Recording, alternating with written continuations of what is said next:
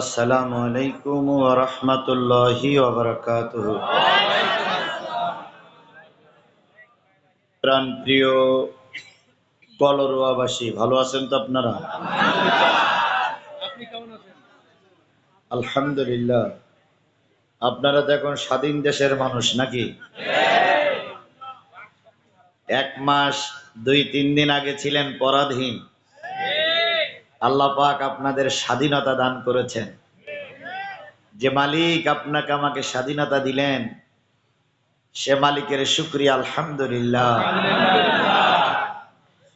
نحمده ونستعينه ونستغفره ونعوذ بالله من شرور أنفسنا ومن سيئات أعمالنا. من يهده الله فلا مضل له ومن يضلله فلا هادي له. ونشهد أن لا إله إلا الله وحده لا شريك له، الذي أرسله بالحق بشيرا ونذيرا وداعيا إلى الله بإذنه وسراجا منيرا. فقد قال الله تعالى في كلامه المجيد وفرقانه الحميد.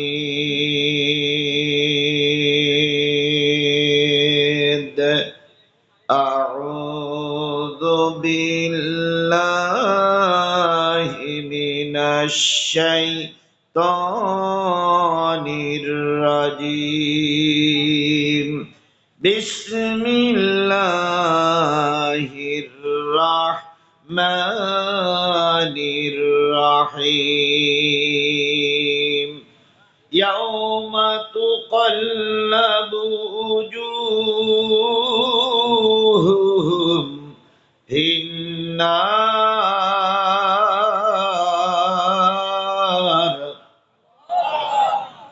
يقولون يا ليتنا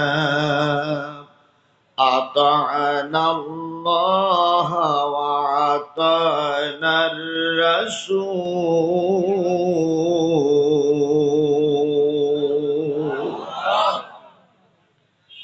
وقالوا ربنا إنا أطعنا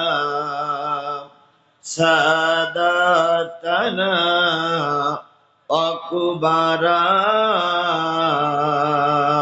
وكبراءنا فأضلونا السبيل.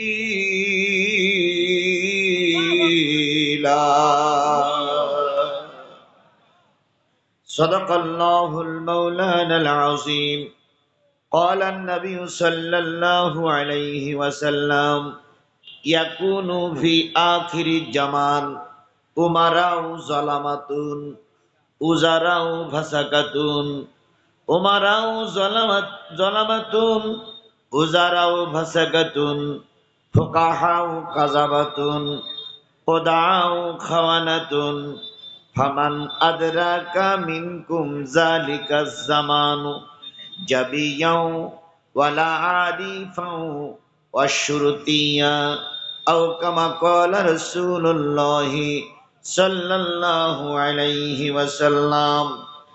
ইন্নাল্লাহা ওয়া মালাইকাতাহু ইউসাল্লুনা আলান নবী ইয়া আইয়ুহাল্লাযীনা আমানু সাল্লু আলাইহি وسلموا تسليما.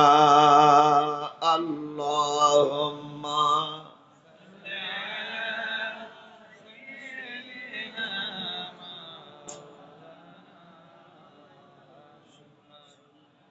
وعلى آل سيدنا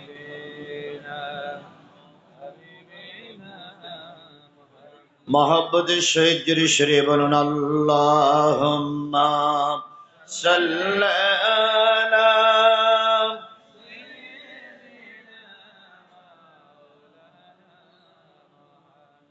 وعلى آل হাবিবিনা যে ফুল যুগ যুগান্তরে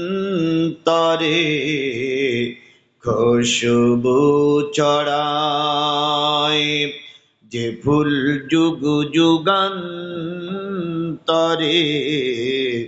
খুশবু ছড়ায়, এঁকেছি সে ফুল মোরা মনেরি কাবায়,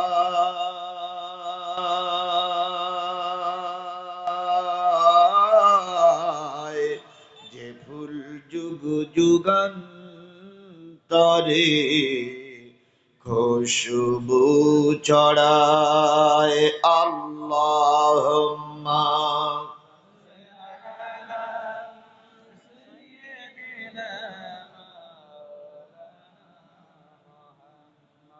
وعلى آل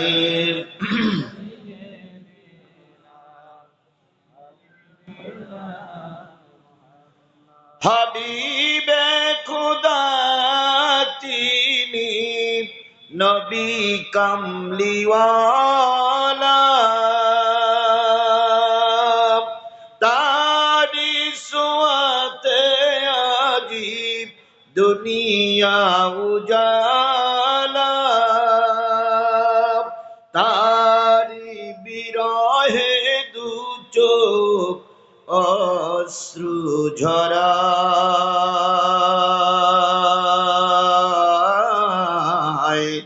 যে ফুল যুগ যুগান্তরে খুশবু ছড়ায়। আল্লাহুম্মা জোরে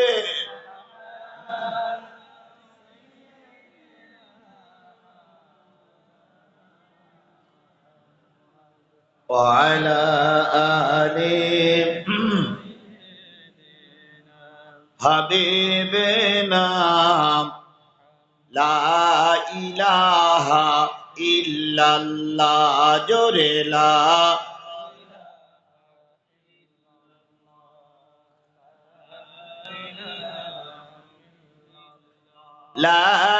ইলাহা ইল্লাল্লাহ মুহাম্মাদুর, সকলে জবান খুলে একসাথে এক বাক্যে বলছি সাল্লাল্লাহু আলাইহি ওয়াসাল্লাম। সাতক্ষীরা জেলার কলরুয়া উপজেলার কায়বা গয়রা রামভদ্রপুর সম্মিলিত ঈদগাহ ময়দানে অনুষ্ঠিত হচ্ছে পঞ্চম বাৎসরিক একদিন ব্যাপী তাফসিরুল কোরআন মাহফিল। 7ই সেপ্টেম্বর 2024, 23শে ভাদ্র 1431 বঙ্গাব্দ, রোজ শনিবার। আজকের এই তাফসিরুল কোরআন মাহফিলের শ্রদ্ধাভাজন স্বনামধন্য সম্মানিত সভাপতি জনাব হযরত মাওলানা সাইফুর রহমান সাহেব, অধ্যক্ষ মহিষা পীর আব্দুস সুবহান আলিম মাদ্রাসা। আজকের মাহফিলের সম্মানিত প্রধান অতিথি জনাব মোহাম্মদ আব্দুল গফুর মন্টু, সহকারী প্রধান শিক্ষক কেসিজি মাধ্যমিক বিদ্যালয়। আজকের এই মাহফিলের সম্মানিত অতিথিবৃন্দ, দাওয়াতি অতিথিবৃন্দ, সম্মানিত ভাই পরিচালক আলহাজ মাওলানা আনোয়ার হোসেন সাহেব, আজকের এই মাহফিলের সম্মানিত আলোচক বৃন্দ, বিশেষ করে আলোচনা করেছেন কলরুয়ার কৃতি সন্তান, সুললিত কণ্ঠের অধিকারী, নির্যাতিত একজন নেতা, গোটা বাংলাদেশের পরিচিত মুখ, আমার প্রিয় ভাই হযরত মাওলানা আহমদ আলী সাহেব। আল্লাহ পাক আমাদের এই ভাইকে কবুল করুন, তার জীবনের যাবতীয় সমস্যা আল্লাহ গায়েব থেকে সমাধান করে দিই, তার জবানকে আল্লাহ পাক আরো বলন্দ করে দিই। আলোচনা করেছেন হযরত মাওলানা ওবাইদুর রহমান চন্দনপুরি সহ গর্বিত মায়ের গর্বিত সন্তান শ্রদ্ধেয় ওলামায়ে হযরত, মঞ্চভূমিষ্ঠ ওলামায়ে কেরাম, কলরুয়া এবং পার্শ্ববর্তী যশোর জেলার কোন থানা? শার্শা থানা থেকে আগত দিনদার, পরেজগার, মুত্তাকি মুসলমান ভাই ও বন্ধুগণ, পর্দায় অবস্থানরত শ্রদ্ধাশীলা মা ও বোনেরা, সকলকে নিয়ে আবারও সালাম বিনিময় করছি। আশা করছি সালামের জবাবটা সবাই মিলে জোরে সোরে দিবেন। আসসালামু আলাইকুম ওয়া রাহমাতুল্লাহি ওয়া বারাকাতুহু। শুকরিয়া আদায় করছি সেই মালিকের, যে মালিক মুক্ত, স্বাধীন, সার্বভৌম একটা দেশে স্বাধীনভাবে আমাদের মত প্রকাশ করার মতন পরিবেশ তৈরি করে দিয়েছেন। গত বছর এই সময় কোরআন হাদিসের কথা বলা তো দূরের কথা, অনেক সময় মিলাদ পট্টিও দিত না। জানাজার নামাজের থেকে আমাদের গ্রেফতার করে নিয়ে গেছে, এরকম প্রমাণও আছে না নাই? মানুষ একটু বাপমার নামে দোয়ার অনুষ্ঠান করতেছে, সেখানে এসে বন্ধ করে দিয়েছিল, ওখানে ওরা ভয় পায়। পায়খানার ঘরে একজন ঢুকেছে আর দুইজন যদি দাঁড়াই থাকে সামনে, সেটা ওরা ভয় পায়, না জানি আবার কোন নাশকতা করে কিনা। সেই বিপদ থেকে কে উদ্ধার করলেন? আল্লাহ। আচ্ছা বলুন তো, এখানে যতগুলো লোক আছেন, আপনারা বলুন তো, এখান থেকে 3 মাস আগে কেউ কি ধারণা করেছিলেন যে এই শেখের বেটি চলে যাবে? ওনারা বলেছিল কত সাল পর্যন্ত থাকবে? 41 সাল পর্যন্ত থাকবে। আর কি কথা বলতেন? আমরা পালাই না, আমাদের নেত্রী পালানো নেত্রী নয়। ফখরুল সাহেব বাসায় একটু জায়গা দেবেন। কি বলিনি? কত উপহাস, কত রকম বক্তব্য। আমরা এখানে জামাত নেতৃবৃন্দ বসা, এখানে অনেক বিএনপির ভাইরাও আছে। জামাত, বিএনপি, অন্যান্য দল যৌথভাবে কি বলে আন্দোলন করেও এদেরকে নামানো যায়নি। ময়দানে নেমেছি, হয় গুলি খাইছি, নাই মামলা খাইছি। কিন্তু কিভাবে যে একদল তরুণ, ছোট বড়, আবাল বৃদ্ধ, রিক্সাওয়ালা, ঠেলাওয়ালা, মহিলা, পুরুষ সবাই মিলে ময়দানে নেমে একবার লাশ পড়েছে, লাশের উপর দিয়ে তারা সামনে অগ্রগামী হয়েছে। এগুলো কার রহমত? আল্লাহ। আমাদের চেষ্টায় কিছু হয়নি, সকল রহমত কে করেছেন? আল্লাহ। যে মালিক রহমত করে, দয়া করে, মায়া করে এরকম একটা পরিবেশ তৈরি করে দিলেন, সেই মালিকের শুকরিয়াটা আসতে না জোরে, কারোর জবান বন্ধ থাকবে না, সকলে মিলে বলছি আলহামদুলিল্লাহ। আল্লাহ বলতেছেন সাব্বাহা লিল্লাহি মা ফিস সামাওয়াতি ওয়া মা ফিল আরদ ওয়া হুয়াল আজিজুল হাকীম।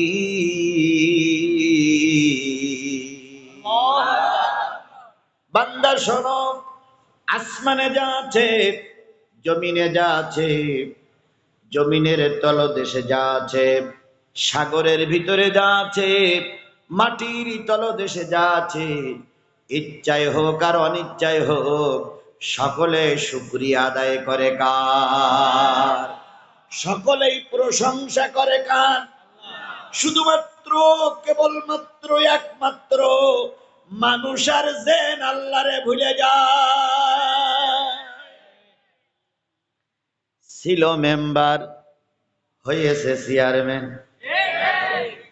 ছিল চেয়ারম্যান, হয়েছে উপজেলা চেয়ারম্যান, ছিল উপজেলা চেয়ারম্যান, হয়ে গেছে এমপি। এবার জাতীয় সংসদে দাঁড়িয়ে কয়, মাননীয় স্পিকার, আপনি আমাকে সময় দেওয়ার জন্য আপনাকে ধন্যবাদ। আমি তাদের স্মরণ করছি হাজারো বছরের বাঙালি। আর প্রধানমন্ত্রীর ধন্যবাদ জ্ঞাপন করছি, যিনি আমাকে নমিনেশন দিয়ে এই জাতীয় সংসদে কথা বলার তৌফিক সুযোগ করে দিলেন। আমি কলরু আবাসীকে সালাম জানাই, যারা আমাকে ভোটে পাশ করে এখানে নিয়ে আসছেন। একটা বারের জন্য মুখ থেকে উচ্চারিত হলো না যে মালিক আমাকে মেম্বার থেকে এমপি পর্যন্ত আসার সুযোগ দিলেন, ওই মালিকের শুকরিয়া আদায় করছি, আলহামদুলিল্লাহ। বেমালুম আল্লাহরে ভুলে যায়, কথা বলেন ঠিক না বেঠিক? আল্লাহ বলে, শোনো, তুমি আমার এখন শুকরিয়া আদায় করতেছো না, জনগণ পরাচ্ছে তোমার ফুলের মালা, কয়দিন পরে ওই জনগণ পরাবে তোমার জুতোর মালা। পরাইছে না? পরাইছে না? আপনাদের বাড়ির পাশের এক নেতা বলেছিল, যারা কোটা বিরোধী আন্দোলন করছে ওরা সব রাজাকারের বাচ্চা। তারপরে বলেছিল ওরা অবৈধ মায়ের অবৈধ সন্তান।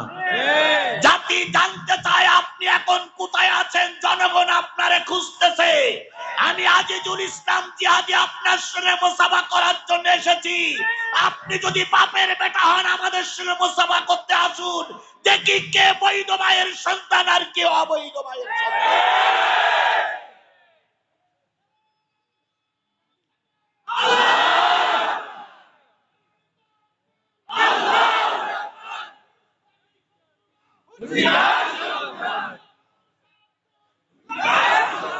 আমাদেরকে বলতো, জামাত ধরো, শিবির ধরো, ধৈরা ধৈরা নাস্তা করো, তাই বলতো না? আচ্ছা বলুন তো, জামাত শিবির কি গরুতি ছাগলে করে? কারা করে? মানুষ। জামাত শিবির মানুষই করে না ভাই? না আপনাদের গরু ছাগলে জামাত ইসলাম করে? গরু ছাগল কোনদিন মিছিল করেছে বাংলাদেশ জামাত ইসলামী জিন্দাবাদ জিন্দাবাদ এরকম মিছিল করেছে? তাহলে আমরা মানুষ। আমি কে দোষী কে নির্দোষ তা বলছি না, আমরা মানুষ। বাংলাদেশ জামাত ইসলামের দুই নেতা পাশে বসা, ওনারা মানুষ। ওনাদের যদি খাইতেই হয়, হয় খাবে বাগে, নাই হাই নাই নাই কুমিরে, কথা বলেন ঠিক না রে ঠিক? যারা আমাদের ছাত্রদেরকে আমাদের নেতাদের খেতে চেয়েছো, নিশ্চয়ই তুমি মানুষ, তুমি জানোয়ার, নিশ্চয়ই তুমি মানুষ, তুমি হায়না, নিশ্চয়ই তুমি মানুষ, তুমি বাঘের বাচ্চা। এখন আপনি গেলেন কোথায়? আর একজন ছিল প্রায় বলতো খেলা হবে।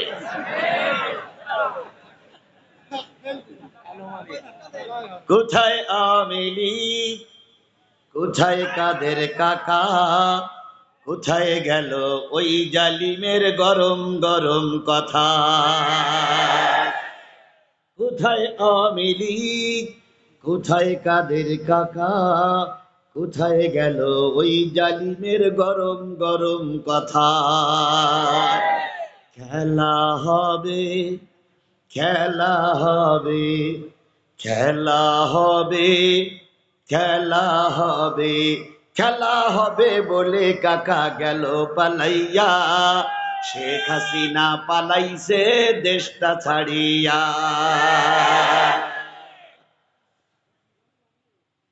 তাহলে যে মালিক আপনাকে আমাকে এই সুযোগটুকু করে দিয়েছেন, সেই মালিকের শুকরিয়া না করলে মালিক অসন্তুষ্ট হয়ে যাবে না? এই জন্য সকলে মিলে বলছি আলহামদুলিল্লাহ। কার শুকরিয়া আদায় করলাম? খুশি হলো কে? আল্লাহ। আর আলহামদুলিল্লাহ এই শব্দটা মেনে নিতে পারে না, সহ্য করতে পারে না, গ্রহণ করতে পারে না, তিনি কে? শয়তান কি এখানে আছে? আপনাদের থেকে বেশি দূরে নাই ইন্ডিয়া। আমার মনে হয় শয়তান সব ইন্ডিয়ায় চলে গেছে নাকি? আচ্ছা, এখানে কি শয়তান আছে? বুঝে শুনে বলেন, এখানে কোরআন হাদিসের মাহফিল হচ্ছে না? কয়জন বক্তা মাগরিবের পর থেকে ওয়াজ করেছে? 4 জন। আচ্ছা বলুন তো, সব বক্তা তো আউযুবিল্লাহ বিসমিল্লাহ বলেই শুরু করেছে, তাহলে আউযুবিল্লাহ কি তাড়াই নিয়ে দেওয়া? তাহলে এত বক্তা আউযুবিল্লাহ বললো, তারপরে শয়তান আছে? এই এটা বলিছে না, এই লোক ঠিক বলিস, শয়তান আছে? আছে। আচ্ছা বলুন তো, মসজিদে কি শয়তান থাকে? যদি নাই থাকে তাহলে জুতো চুরি করে কারা? আচ্ছা বলেন তো, মসজিদে জুতো যখন চুরি হয় তখন ভালো দোকান চুরি হয় না ছেঁড়া দোকান চুরি হয়? নতুন তো পায়ে দিয়ে যাচ্ছে, আর এক লোক শেষে বেরিয়ে বলছে জুতো জুতো জুতো জুতো জুতো, ওর খেয়াল নেই, ও হাঁটতেই আছে। খানিক দূর যাওয়ার পরে বলছে চাচা পায়ে জুতো কা? বলি তাই তো বাবা, ভুল হয়ে গেছে। আচ্ছা যদি ভুল যদি হবে তাহলে ওই ভালো দোকান বাদ দিয়ে ছেঁড়া দোকান পায়ে গেল না কেন? তাহলে বোঝা গেল শয়তান মসজিদেও এখানেও। বুঝবেন কি করে? আমি বুঝেই দেই। আলহামদুলিল্লাহ বললে খুশি হয় কে? আর আলহামদুলিল্লাহ বললে মেনে নিতে পারে না কে? এবার আলহামদুলিল্লাহ বলার সময় ডাইনে বামে সামনে তাকাবে। আমার দিক খানিকক্ষণ তাকাইনি, বন্ধ করে, বন্ধ করে আপনার সামনে ডাইনে বামে যারা আছে একটু তাকাবেন। যদি আলহামদুলিল্লাহ না বলে, পিছন দিক থেকে বগলের তলায় দুখন হাত দেবেন, উঁচু করে ধরি বলবেন হুজুর মাল পাওয়া গেছে।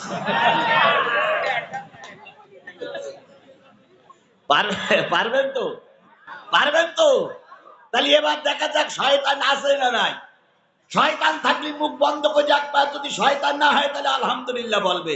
এবার জোরে সরে আকাশ বাতাস মুখরিত করে মহান মালিকের শুকরিয়া আদায় করছি।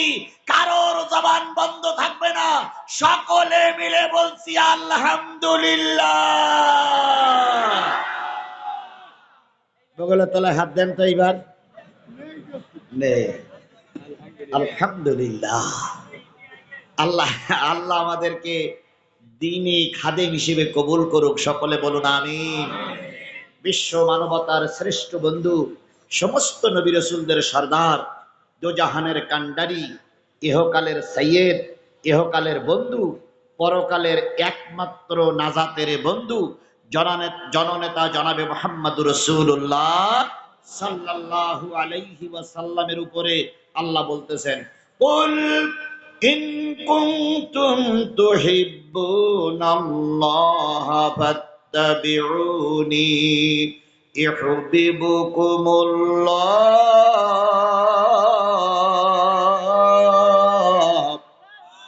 ওয়ায়াগফির লাকুম যুনুবাকুম আল্লাহু গফুরুর রহিম।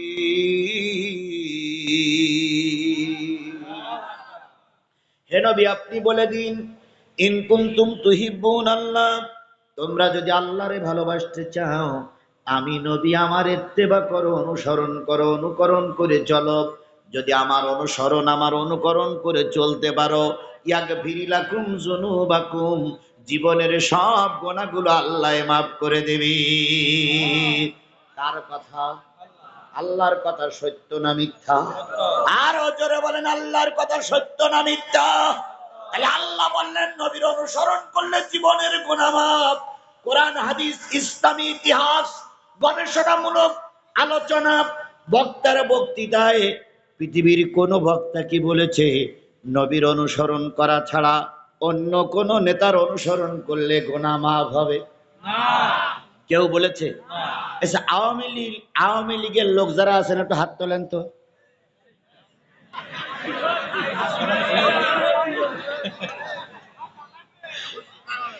চিন্তা করে, 1 মাস এখনো যায়নি, তাই একটাও হাত তুলতেছে না। আর যদি 1 বছর যায় ওর আর খুঁজেই পাওয়া যাবে না। কি দল আপনারা করেছেন, দীর্ঘ 15.5 বছর ক্ষমতায় থাকলো, তারপরে সেই দলের কর্মী পরিচয় দিতে আপনার লজ্জাবোধ করতেছে। কথা বলেন ঠিক না বেটি? আর আমাদের বড় বড় নেতাদের ফাঁসির কাস্তে ঝুলতে হয়েছে, আল্লামা সাঈদীকে ইনজেকশনের মাধ্যমে মেরে দেওয়া হয়েছে, আমাদেরকে হাজারো মামলা দিয়ে জর্জরিত করা হয়েছে, তবুও বুক ফুলিয়ে বলেছে আমি জামাতের কর্মী। আমার যুবকেরা বলেছে বাংলাদেশ ইসলামী ছাত্র শিবিরের কর্মী। আমরা পালিয়ে যাওয়া জাত নয়, আমরা ছিলাম, আমরা আছি, আমরাই থাকবো। আমাদেরকে যদি কেউ তাড়াতে চাও, গলায় পা দিয়ে জিপ পাটেনে কুকুরকে দিয়ে খাওয়ানো হবে।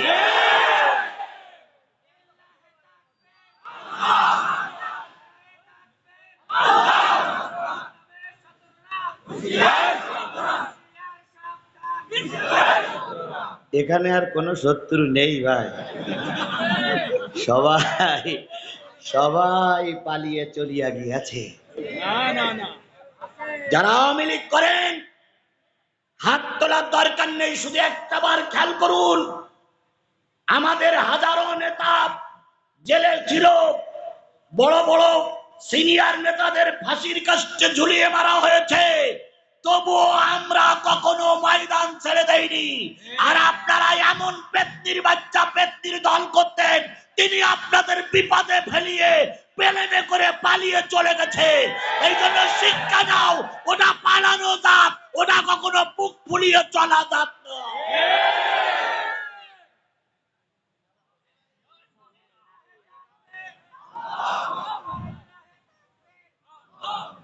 তকবীর হবে ঠিকই, কিন্তু আমার একটু কথা বলতে দিও। অনেক দিন পর আমি সুযোগ পেয়েছি। আমি তো আসতে চাইতাম, কিন্তু ওরা আমাকে আসতে দিত না। কথা বলেন ঠিক না বে ঠিক? আচ্ছা আচ্ছা,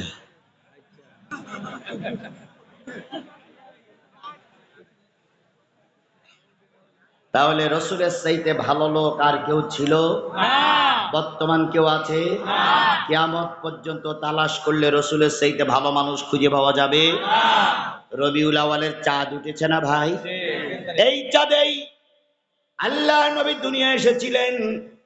দীর্ঘ 63টা বছর থাকার পর আল্লাহর নবী এই চাঁদেই আবার বিদায় হয়ে গেছে। কথা ঠিক না বেঠি? আল্লাহর নবী দুনিয়া আসলেন, যখন নবী দুনিয়া এসেছিলেন, যে ঘরে তিনি জন্ম নিয়েছিলেন সেই ঘরের ছাদ ছিল না। কি ছিল না? ছাউনি ছিল না। আমিনা বর্ণনা করেছেন, দুনিয়াবাসী শোনো, আমি যখন ঘরে শুয়ে থাকতাম, রাতের অন্ধকারে যখন ঘুম ভেঙে যেত, ঘরে শুয়ে শুয়ে আকাশের কতগুলো তারা তা আমি শুয়ে শুয়ে গুনতাম। তার মানে বোঝা গেল আকাশে কি ঘরের কোনো ছাউনি ছিল না, তাই ঘরে বসে তারা গোনা যেত।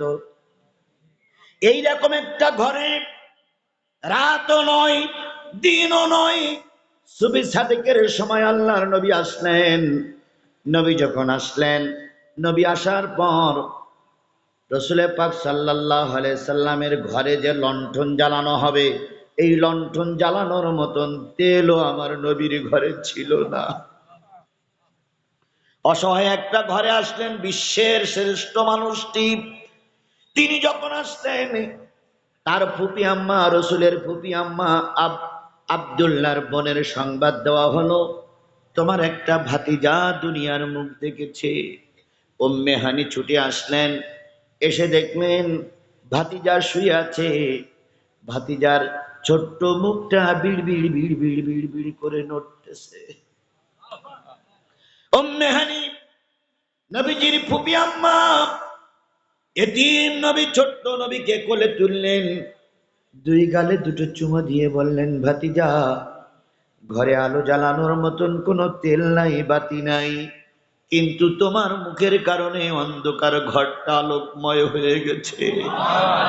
নিশ্চয়ই তুমি একটা বিশ্ব শ্রেষ্ঠ মানুষ হবে। তবে তোমার কাছে জানতে চাই, তুমি জন্মের পরে বিড়বিড়ি করে কি বলতেছো? নবী তখন ছোট, নবী তখন শিশু, নবীর ভাষাটা সেও বোঝে না, নবীর এর ভাষাও বোঝে না, ওনার ভাষায় বোঝে না। কিছুদিন পরে যখন নবী বড় হলেন, উম্মে হানি তখনও বেঁচে ছিলেন, জিজ্ঞেস করেছিলেন, নবী, আব্দুল্লাহর বেটা মোহাম্মদ, জন্মের পরে সর্বপ্রথম তুমি বিড়বিড়ি করে কি বলেছিলে? নবী বলেছিলেন, ফুপি আম্মা, জন্মের পরে কেঁদেছিলাম, রব্বি হাবলি উম্মতি, আয় আল্লাহ, আমার গুনাহগার উম্মত গুলোরে মাফ করে দাও। তালি নবী জন্মের পরে কাঁদলেন কাদের জন্য? আমাদের জন্য। আপনারা তো সেই উম্মত, কথা বলেন ঠিক না বে ঠিক? আবার যখন 63 বছর পার হয়ে গেল, নবী মৃত্যুর শয্যায় শায়িত, সকল আত্মীয় স্বজনের কাছ থেকে বিদায় নেওয়া হয়ে গেল, জিবরিলের কাছ থেকেও বিদায় নেওয়া হলো। মালিকুল মাউত আজরাইল আলাইহিস সালাম যখন নবীর বুকের পরে হাতখানা দিলেন, নবীজি এই মালিকুল মাউতের হাতটাই এত ভারী ছিল, নবীজি হাতখানা ধরে বলতেছে, মালিকুল মাউত, হাতখানা উঠাও। আমার মন বলতেছে, পৃথিবীর সমস্ত ভারী ভারী পাহাড়গুলো আমার বুকের পরে চাপিয়ে দিয়েছো, আমি সহ্য করতে পারি না, হাত উঠাও। আর একটা জিনিস তোমারে বলি, যদি এরকম ভার আমার উম্মতের বুকের পরে চাপাও, মৃত্যুর সময় উম্মত গুলোর বেঈমান হয়ে যাবে, এই জন্য এরকম ভার চাপানো যাবে না। তখন আল্লাহ আরশ থেকে বলতেছে, হাবিব, তোমার ডিউটি শেষ, তুমি চলে এসো। তুমি যে উম্মতের জন্য জন্মের পরে কান্দে, মৃত্যুর সময় কাঁদতেছো, আমি তো সেই উম্মতের দায়িত্ব নিজে কুদরতি হাতে নিয়ে নিলাম। আলী রাসূল মৃত্যুর সময় কাঁদলেন কাদের জন্য? আমাদের জন্য। জোরে বলেন, কাদের জন্য? আল্লাহর রাসূলের সর্বশেষ কথা ছিল, রব্বি হাবলি উম্মতি, আয় আল্লাহ, আমার গুনাহগার উম্মত গুলোরে মাফ করে দাও। এবার আসুন কিয়ামতের ময়দানে সব মানুষ এখন উঠি নাই, সর্বপ্রথম উঠানো হবে কাকে? আমাদের নবীকে। আল্লাহ পাক ফেরেশতাদের সৃষ্টি করে বলবেন, নবীরে উঠাও। যেখানে নবী শুয়ে আছে সেখানে দিয়ে ফেরেশতারা বলবে, ইয়া রাসূলুল্লাহ, ইয়া মুহাম্মদ ইবনে আব্দুল্লাহ, ইয়া হাম্মাদ, ইয়া মুহাম্মদ, ডাক দেবে। এক সময় নবীর কবরটা পাক হয়ে যাবে, নবী মাথা উঁচু করে দেখবে, রোজে মহশরের ময়দানে কেউ নাই, কেউ নাই, শুধু আল্লাহ একা আরশের পরে চেয়ারের পরে বসে আছে। নবীজি বলবে, জিবরিল, আল্লাহরে যে বলো নবী মুহাম্মদ মাথা উঠাবে না। এবার জিবরিল বলছে, কেন? কয়, আপনি যে, তুমি যে বলো আমার সব উম্মত গুলোরে জাহান্নামে দিয়ে আমারে শেষে জান্নাতে যাওয়ার জন্য ডাক দিয়েছে, আমি উঠাবো না মাথা। জিবরিল বলার পরে স্বয়ং আল্লাহ ডেকে বলবে, হাবিব, মাথা উঠাও। সারাটা জীবন তুমি কেঁদেছো, অহুদের ময়দানে রক্ত দিয়েছ, বদরের ময়দানে পরীক্ষা দিয়েছ, তাবুকের ময়দানে মার খেয়েছ, তারপরে খন্দকে মার খেয়েছ, তায়েফে মার খেয়েছ, তুমি সারা জীবন কেঁদেছো, এখন আর তোমার কাঁদাবো না। আমি আল্লাহ কথা দিলাম, যার জন্য সুপারিশ করবে আমি তাকে মাফ করে জান্নাতে দিয়ে দেব।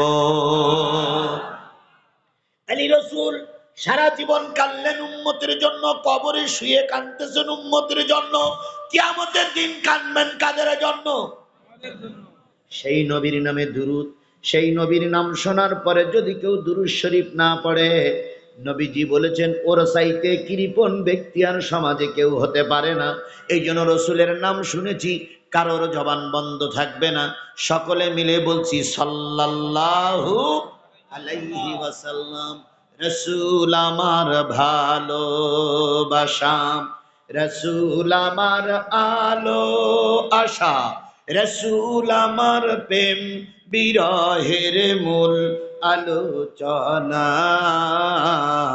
রসুল আমার কাজে কর্মের অনুপ্রেরণা, রসুল আমার ভালো। নেতার মতন নেতা আমি পাই না যখন খুঁজে, কান্দি এবং কান্দি শুধু এই দুটি চোখ বুজে। তখন তোমার বদর উহুদ যোগায় মন্ত্রণা,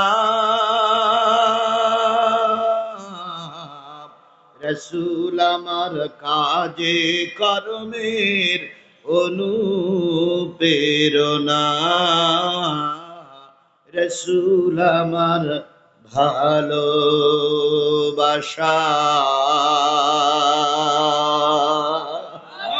সেই নবীর নামে আবারও দুরূদ আর সালাম সাল্লাল্লাহু আলাইহি ওয়াসাল্লাম। বন্ধুগণ, এই মাহফিলটার নাম কি মাহফিল? কি মাহফিল? এটা কিন্তু ওয়াজ মাহফিল নয়, এটা কিন্তু সিরাত মাহফিল নয়, এটা কিন্তু হালকায় জিকিরির মাহফিল নয়, এটা কিন্তু দোয়ার অনুষ্ঠান নয়। এটা কিসের মাহফিল? তাফসীরুল কুরআন মাহফিল। তাফসীর মানে কি? ব্যাখ্যা। আর কোরআন মানে কোরআন। যেই মাহফিলে কোরআন থেকে বক্তারা ব্যাখ্যা বিশ্লেষণ করে সেই মাহফিলটার নাম হয় তাফসীরুল কোরআন মাহফিল। তাহলে আপনারাই দিয়েছেন তাফসীরুল কোরআন মাহফিল, আমি যদি কোরআন থেকে তাফসীর বা আলোচনা করি সমস্যা হবে? যদি সমস্যা হয় তাহলে তাফসীর মাহফিল দিলেন কেন? কোনো সমস্যা নেই তো? বুঝেন সেটা। এখন অবশ্যই আপনারা বলতেছেন সমস্যা নেই, তারপরে কিছু কিছু লোক বলতেছেন হুজুর ভয় নেই চালাইয়ে যান। যারাই বলতেছে ভয় নেই চালাইয়ে যান তাদের 2 মাস আগে কিন্তু পাওয়া যায়নি। বল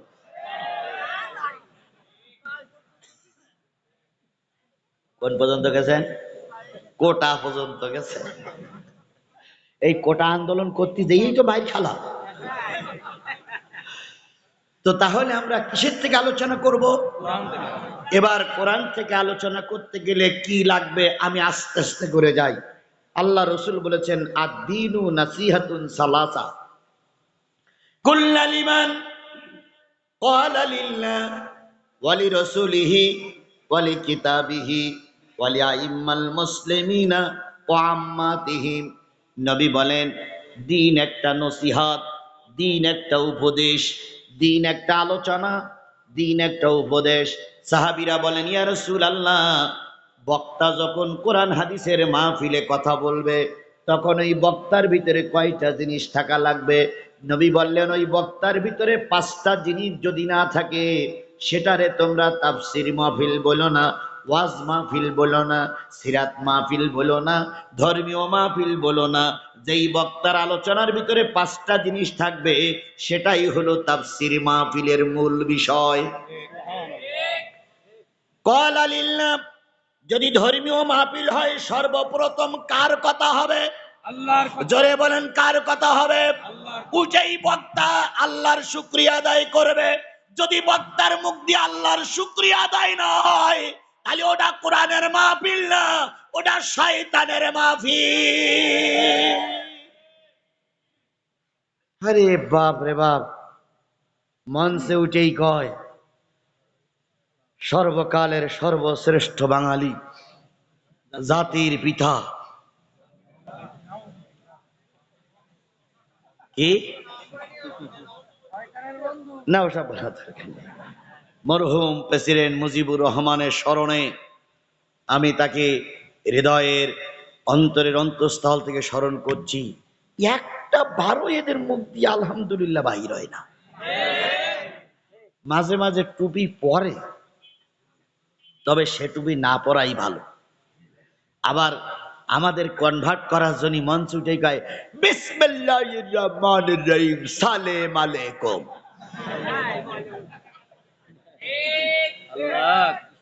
আবার কিছুদিন আগে এক এমপি প্রার্থী আপনাদের পাশেই মাগুরা জেলা, উনি এমপি প্রার্থী হয়েছিলেন, উনি মঞ্চে দাঁড়িয়ে বলতেছে বিসমিল্লাহির রহিম।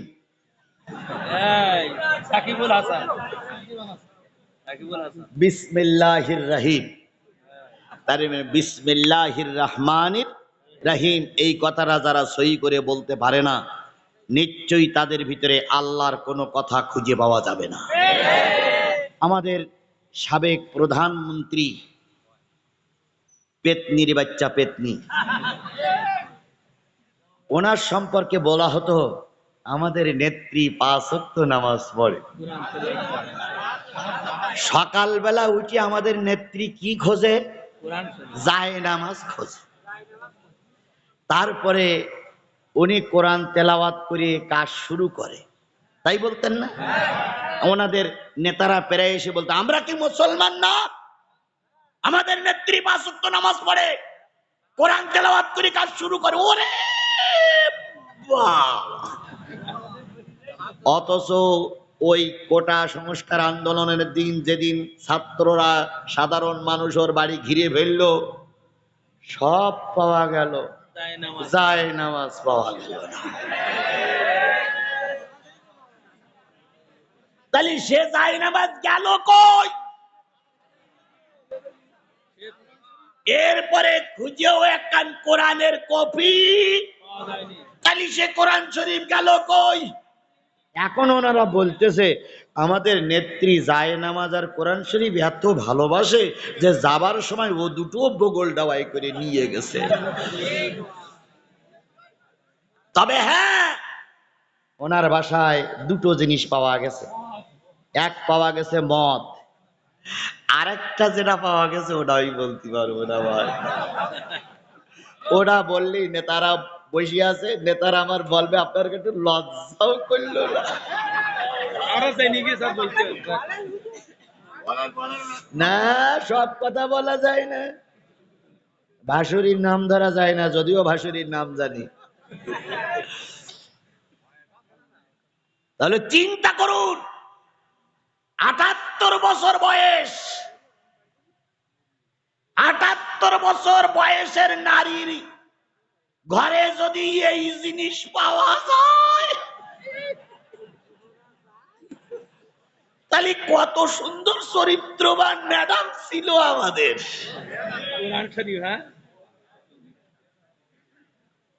এদের মতন কলঙ্কিত জাতিদেরকে আল্লাহ পাক এভাবেই শিক্ষা দেয়। কথা বলেন ঠিক না বেঠিক? সুতরাং ধর্মীয় আলোচনা যদি হয়, কোরআনের মাহফিল যদি হয়, সর্বপ্রথম কার শুকরিয়া আদায় করা লাগবে? সুখে থাকি, দুঃখে থাকি, ব্যথায় থাকি, বেদনায় থাকি, সকলের মুখ দিয়ে উচ্চারিত হবে আলহামদুলিল্লাহ। তাহলে তাফসীর মাহফিলে কয়টা জিনিস থাকা লাগবে? তার ভিতরে সর্বপ্রথম শুকরিয়া আদায় করব কার? আল্লাহ। 2 নম্বর ওয়ালি রাসূলিহি, যদি কোরআনের মাহফিল হয়, সিরাত মাহফিল হয়, তাহলে 2 নম্বর রাসূলের নামে দুরূদ দিয়ে শুরু করা লাগবে। আমরা রাসূলের নামে দুরূদ দিয়েছি না দেইনি? দিয়েছি না? সাল্লাল্লাহু আলাইহি সাল্লাম পড়েছি না? রাসূলের জীবনের কিছু আলোচনা করি, তারপর তো দুরূদ শরীফ পড়েছি। 2 নম্বর হক আদায় করা শেষ। যদি কোরআনের তাফসীর মাহফিল হয়, ওয়াজ মাহফিল হয়, কোরআনের আলোচনার অনুষ্ঠান হয়, 3 নম্বর আলোচনা করতে হবে কোরআন থেকে। ওয়ালি কিতাবিহি, কিতাব থেকে যদি আলোচনা না হয়, সেটা তাফসীর মাহফিল বলে গণ্য হবে না। 4 নম্বর আইম্মাল মুসলিমিনা ওয়া আম্মাতিহি, সাধারণ মুসলমানের উপকার হয়, সাধারণ মুসলমানের কল্যাণ হয়। 2 ঘন্টা তাফসীর শুনে যদি একটা মানুষের ভিতরে সামান্য প্রতিক্রিয়া জন্ম না হয়, তাহলে ওটা তাফসীর মাহফিল বলা যাবে না। আমাদের দেশে কিছু তাফসীর মাহফিল হয় হাসাহাসি, কিছু মাহফিল হয় গুতুগুতি, আবার কিছু মাহফিলে যে বক্তারা এমন উপহাস করে, ঢেলে দেয় চা খাবেন। আর এখন আরেকটা জিনিস উঠেছে, মুরব্বি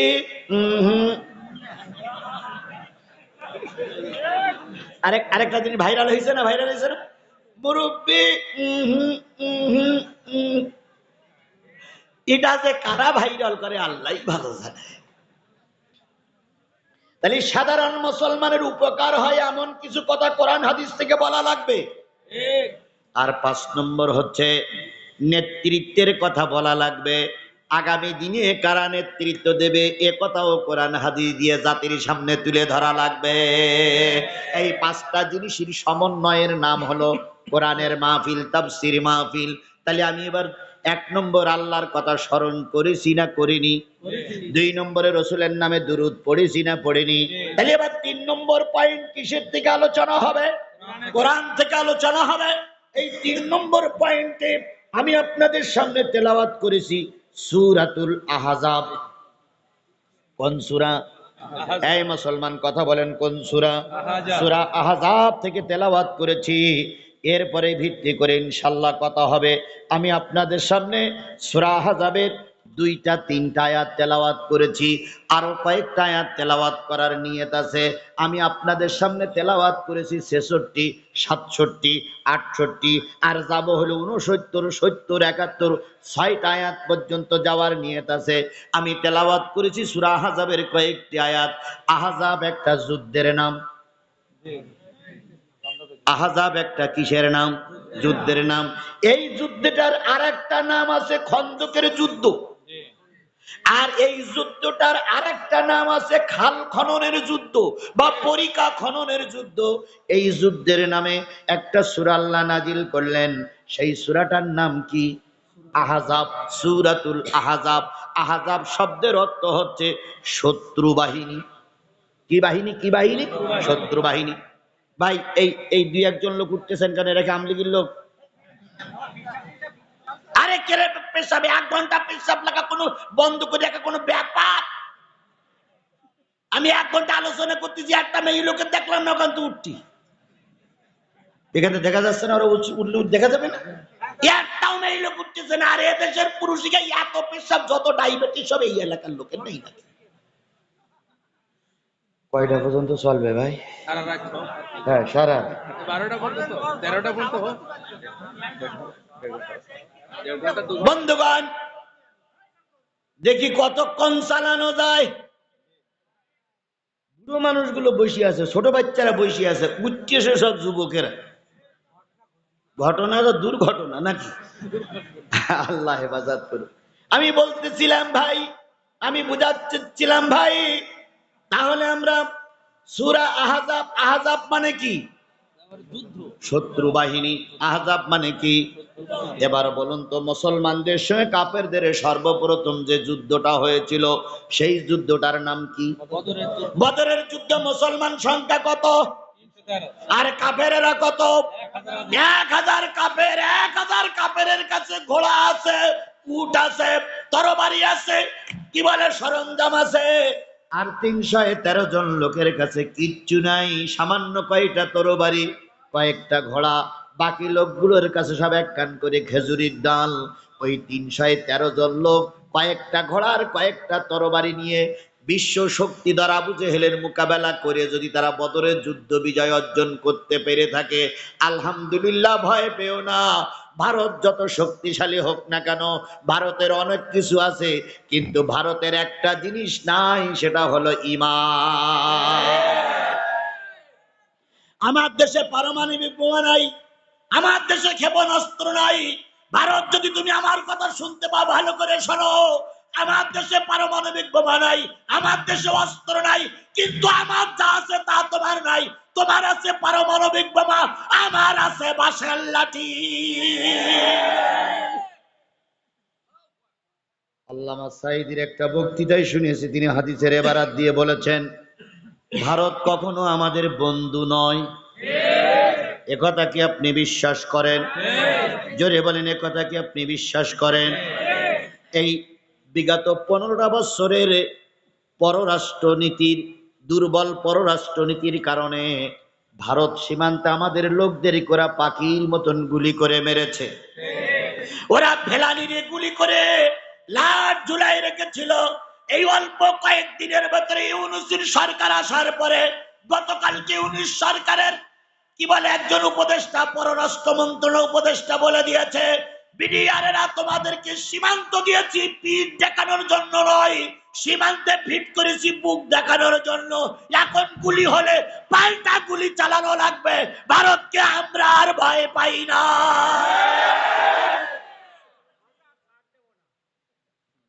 কোনো ছাড় হবে না, কোনো ছাড় হবে না।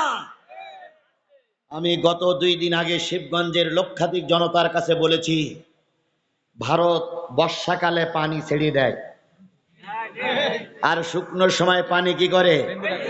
তাহলে শুকনোর সময় আমাদের মরুভূমি বানায় আর বর্ষার সময় আমাদের বুড়িয়ে মারে। কথা বলেন ঠিক না বেঠিক?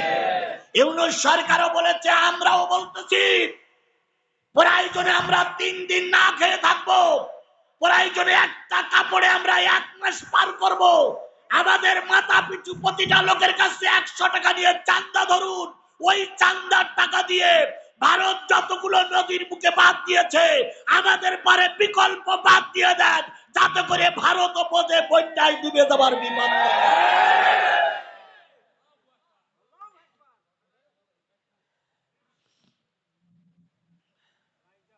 ইউনূস সরকারের নাম হইল ইউনূস, বিপদে পড়লে কি কোন দোয়া পড়তে হয়? তো সেটা তো ওই, সেটা ওই না, ও আর পড়বে করে। শেখ হাসিনা ক্ষমতায় থাকার সময় কিছু হুজুররা শেখ হাসিনারে পাম্পট্টি দিয়ে উপরে তুলতে যেয়ে ওই গোপালগঞ্জে দেখলাম না, জান্নাতি তো বানাই দিল। শেখ হাসিনা, শেখ হাসিনা, শেখ হাসিনা, শেখ হাসিনা মিছিল করতেছে। আবার এক জায়গায় এক ইমাম সাহেব মোনাজাত করতেছে, রব্বানা আতিনা ফিদ দুনিয়া হাসিনা ওয়া ফিল আখিরাতে হাসিনা। আসলে কি রব্বানা আতিনা ফিদ দুনিয়া হাসানাতা ওয়া ফিল আখিরাতি হাসানা, কিন্তু ওই হুজুর এমপি মন্ত্রীদের কাছে একটু হ্যাঁ খুশি করার জন্য বলছে রব্বানা আতিনা ফিদ দুনিয়া হাসিনা ওয়া ফিল আখিরাতি হাসিনা। কত পাম্পট্টি যে এই হুজুররা মেরেছে। কথা বলেন ঠিক না বেঠিক? বিশ্বাস করুন, রামপন্থী বামপন্থী দল আমাদের বিরোধিতা করেছে, আমার কোনো দুঃখ লাগেনি। আমার দুঃখ লেগেছে হুজুরদের বিরুদ্ধে হুজুররা কি করে মিছিল করে। আল্লামা সাঈদী রায় হওয়ার পরে আমার দেশের একদল মৌলবীরা আনন্দ মিছিল বের করেছিল, তারাই আজকে আবার বলতেছে হুজুর জামাত ইসলাম ছাড়া কোনো বিকল্প রাস্তা নাই।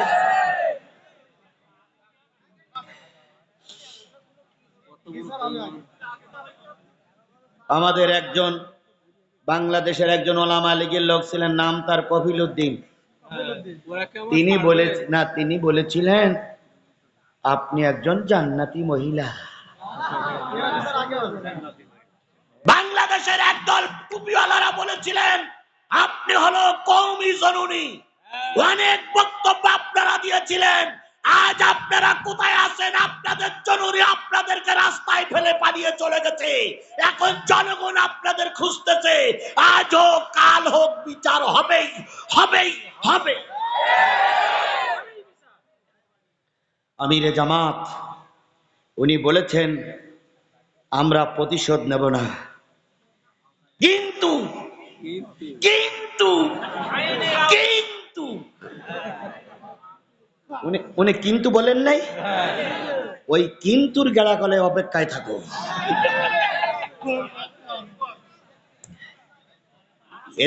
এদেরকে যদি ক্ষমা করে দেওয়া হয় আল্লাহর আরশ কাঁপবে। এদেরকে যদি মাফ করা হয় আল্লামা সাঈদীর আত্মা কষ্ট পাবে। এদেরকে যদি মাফ করা হয় শহীদ মতিউর রহমানের নিজামীর আত্মা কষ্ট পাবে। এদের কোনো ক্ষমা নেই, ছাড় নেই, ক্ষমা করা হবে না। আজও কালও বিচার হবেই হবেই হবে। শয়তানেরা দুটোটা ফুটফুট করে বেরোচ্ছে, সব করে একসঙ্গে বেরোচ্ছে না, বেরোচ্ছে আর ধরতেছে আর হাসপাতালে নিয়ে যাচ্ছে। এদের ভিতরে একজন ছিল বিচারপতি কালামানিক। 5 জন বিচারপতির 4 জন দিয়েছিল আমৃত্যু কারাদণ্ড, আর এই কালামানিক দিয়েছিল মৃত্যুদণ্ড আল্লামা সাঈদীর। উনি প্রায় টক শোতে এসে বলতেন আমি রাজাকার সাঈদীর ফাঁসিটা কার্যকর দেখতে পেলাম না, এটা যেন আমার বিরাট কষ্ট। উনি শেষ পর্যন্ত ভারতে পালাই যেয়ে কলার পাতায় শুয়ে আছে। যে কোনো কায়দায় ধরিয়ে আনা হলো, জনগণ এত খেপা খেপল, কিল চড়তো উপরের দিক মেরিছে, ও বাবা লাতি নিচের দিকও মেরিছে। শেষ পর্যন্ত ইয়ান্ডকোর বাস্ত হয়েছে। মানুষের কতটুকু রাগ হলে মানুষ এই কাজ করতে পারে? কথা বলেন ঠিক না বে ঠিক? আল্লাহর কসম, ওই জায়গায় যদি প্রশাসনের লোক না থাকতো, মানুষ হয়তো মুরগির মতন টাইনে ছিঁড়ে ফেলে দিত, ওর পৃথিবীর কোন শক্তি ওর বাঁচাতে পারত না।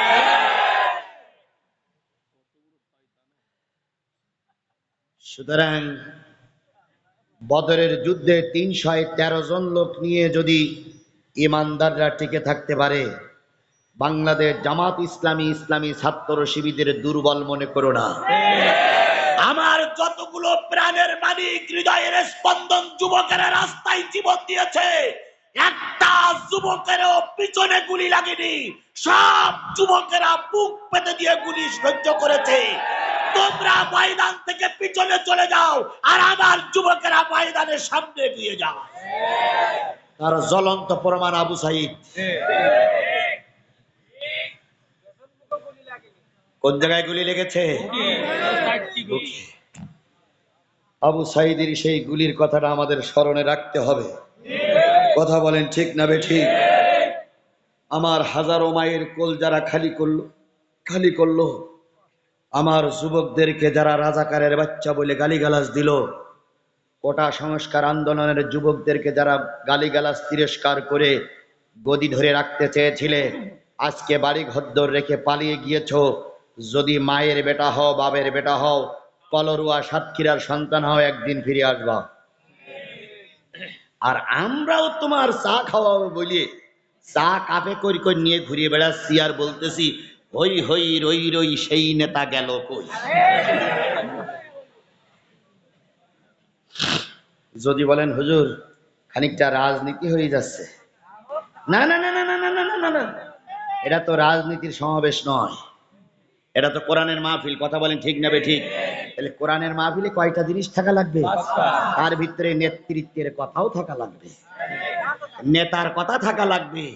নতুবা কালকে নির্বাচন হবে আর রামপন্থী বামপন্থী লোকেরা ভোট দেবেন, আর আমাদের মুহাদ্দিস আব্দুল খালেক, তারপরে মুহাদ্দিস রবিউল বাশারের মতন লোক, ইজ্জতুল্লাহর মতন লোক ভোট পাবে না। কিয়ামতের দিন জবাবদিহিতা করা যাবে না। বন্ধুগণ, যে জিনিসটা বুঝাতে চাচ্ছিলাম সেটা হলো, বদরের যুদ্ধে মুসলমানদের সংখ্যা কত?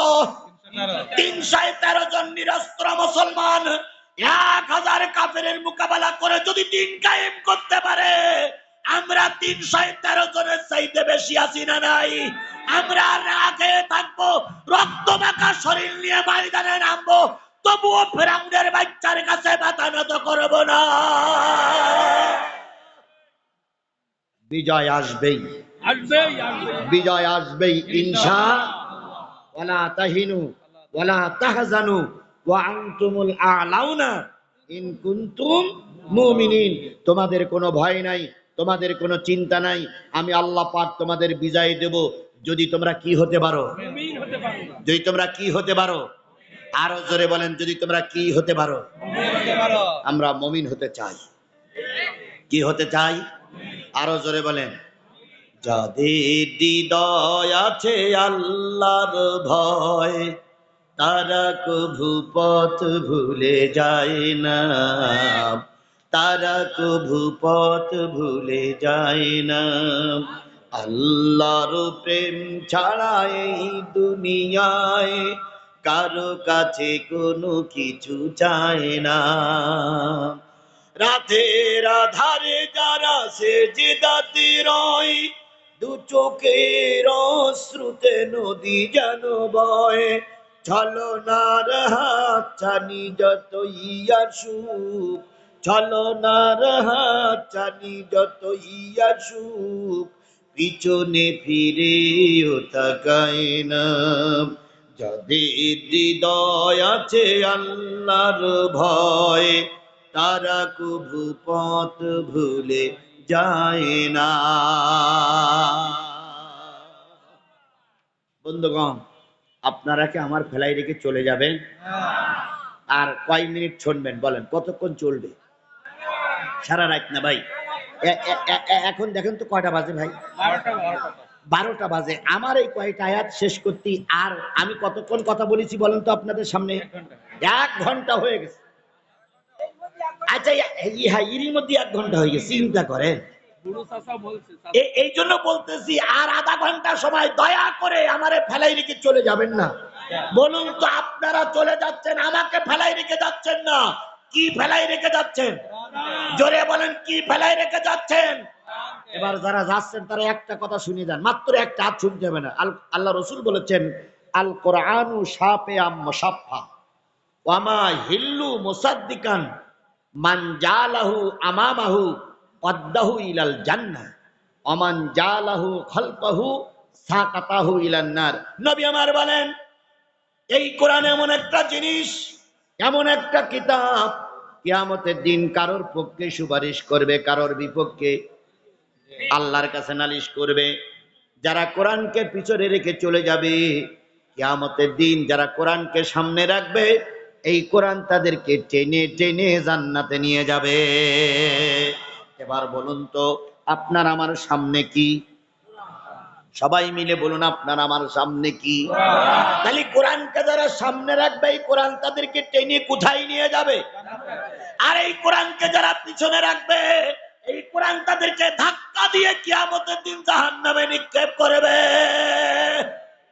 আপনারা যারা বসে আছেন, আমরা যারা বসে আছি, আমাদের সামনে কি? সবাই মিলে বলেন, আমাদের সামনে কি? মা বোনেরা পর্দায় দেখতেছেন, আপনাদের সামনেও কোরআন। এবারে যে লোকগুলো চলে যাচ্ছে, ওদের পিছনে পড়তেছে কি? তাহলে আল্লাহ রসুল বলেন, কোরআনকে যারা সামনে রাখবে, কোরআন তাদের কোথায় নিয়ে যাবে? আর এই কোরআনকে যারা পিছনে রাখবে, কোরআন তাদেরকে ধাক্কা দিয়ে কোথায় নিক্ষেপ করবে? সুতরাং ভাই, জাহান্নামে যাওয়ার জন্য কোরআনের ধাক্কা খাওয়ার দরকার নাই। আমি আপনাদের সময় বেঁধে দিচ্ছি, 1 ঘন্টার সময় পার হয়ে গেছে, বুঝতে পারেন নাই। সব মিলে আর আধা ঘন্টার সময় আমাকে দিবেন। এর ভিতরে আমি কন্ট্রোল করে দোয়া করে সবাই মিলে চলে যাব। কারা কারা রাজি নেই তারা হাত তোলেন।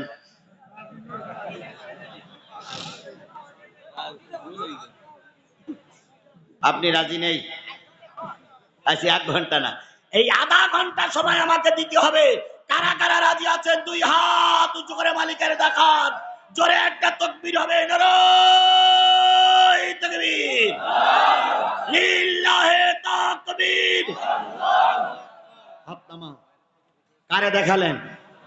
আচ্ছা, আপনার হাত উঁচু করে আল্লাহ দেখেছে? আমাদের এখানে দেখতে পাইনি। দেখবে উপরে তো সামিয়ানা, আর আপনাদের উপরে তো সামিয়ানা নাই। দেখেছে না ভাই আল্লাহ? আপনাদেরও দেখেছে, আমাদেরও দেখেছে। আমরা হাত উঁচু করেছি, কি শুনবো? দাওদা করেছি কতক্ষণ? এই আধা ঘন্টার সময়ের ভিতরে যদি আমার আগে আপনি চলে যান, কিয়ামতের দিন এই হাত আল্লাহর কাছে বলবে, আল্লাহ, এরা হাত উঁচু করেছিল, থাকিনি। সাক্ষী দেবে হাত। যেখানে বসে আছেন এরাও সাক্ষী দেবে। এই জন্য কারা কারা যাবেন, এক টানে চলে যান। আমরাও দেখি জিবলি শয়তান কারা কারা যায়, যান যান। আল্লাহ নিজেই বলেছিল, ওয়ালা তাত্তাবিউ খুতুওয়াতিশ, তোমরা শয়তানের পদঙ্ক অনুসরণ করো না। শয়তান কখনো কোরআন শুনবে না। তাহলে আমরা সবাই মিলে অবদাবদ্ধ আধা ঘন্টা সময় থাকবো, ইনশা আল্লাহ আমাদের কবুল করুক। যে জিনিসটা বোঝাতে চাচ্ছিলাম, সেটা সূরাটার নাম কি? আহজাব। ওই দিকে আর যাবো না, তাহলে আমি শেষ করতে পারবো না। ওই আহজাবের কয়টা আয়াত আমি আপনাদের সামনে তেলাওয়াত করতে চেয়েছি? 5টা। তার ভিতরে 2টা আয়াত পড়েছে। আল্লাহ বলতেছেন, ইয়াউমা তুকাল্লাবু উজুহুহুম ফিন্নার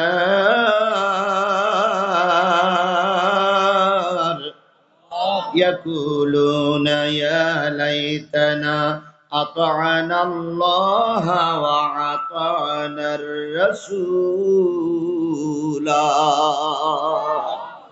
সেদিনের কথা মনে করো, যেই দিন একদল মানুষের অন্তর এবং চেহারাগুলো আগুন দিয়ে পোড়াইয়ে দেওয়া হবে। সেই দিনের কথা আল্লাহ বলতো, সেই দিনের কথা মনে করো যেদিন একদল মানুষের চেহারা আর অন্তর, মানুষের দেল আর চেহারা কি দিয়ে পোড়ানো হবে?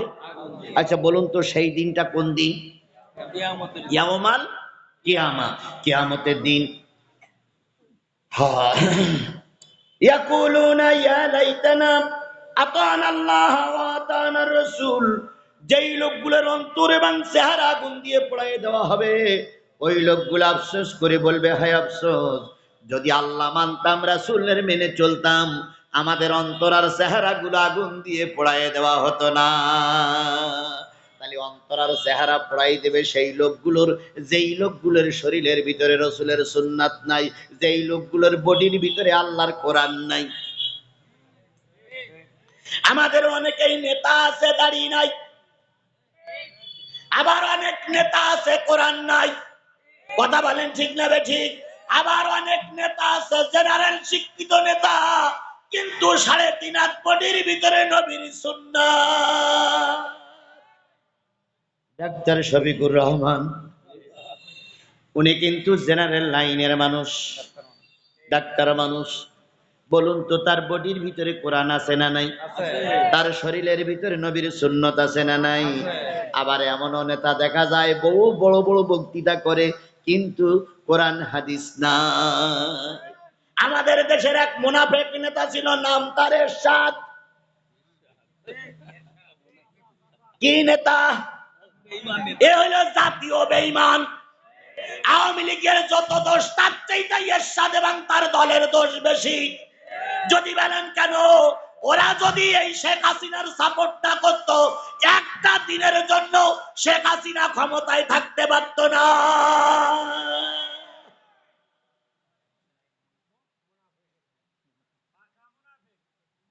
এই পাকা মুনাফিক 14 বার জীবনে হজ করেছিল। কয়বার? 14 বার। 13 নম্বর হজ করে, 14 নম্বর হজ করে বিমানবন্দরে এসে যখন সব বলল, জানাব সালাম আলাইকুম, এরশাদ তখন বলল, আমি 14 বার হজ করলাম, আমারে কেন তোমরা একটু হাজ সাহেব বলো না? কি সাহেব বলো না? আচ্ছা বলুন তো, সমাজের দুটো সাহেব পাওয়া যায়, একটা হলো হাজি সাহেব আর একটা হলো হাজ সাহেব।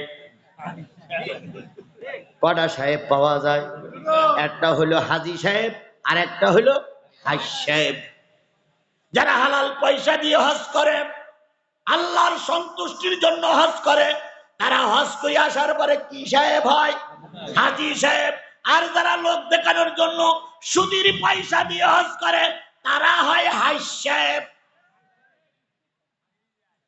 কি সাহেব হয়? আমাদের দেশে আরো দুটো গ্রুপ আছে, একটা হলো বীর মুক্তিযোদ্ধা আর একটা হলো বীর মুক্তিযোদ্ধা। কি বোঝেন আমার কথা? বোঝেন তো? বাংলা বলতে কেন? আমি তো আরবিও বলতেছি, ইংরেজিও বলতেছি, আমি তো বাংলায় বলতেছি। একটা হচ্ছে বীর মুক্তিযোদ্ধা আর একটা হলো বীর মুক্তিযোদ্ধা। তার ভিতরে মরহুম প্রেসিডেন্ট মুজিবুর রহমান ছিল বীর মুক্তিযোদ্ধা, শেখ হাসিনা ছিল বীর মুক্তিযোদ্ধা।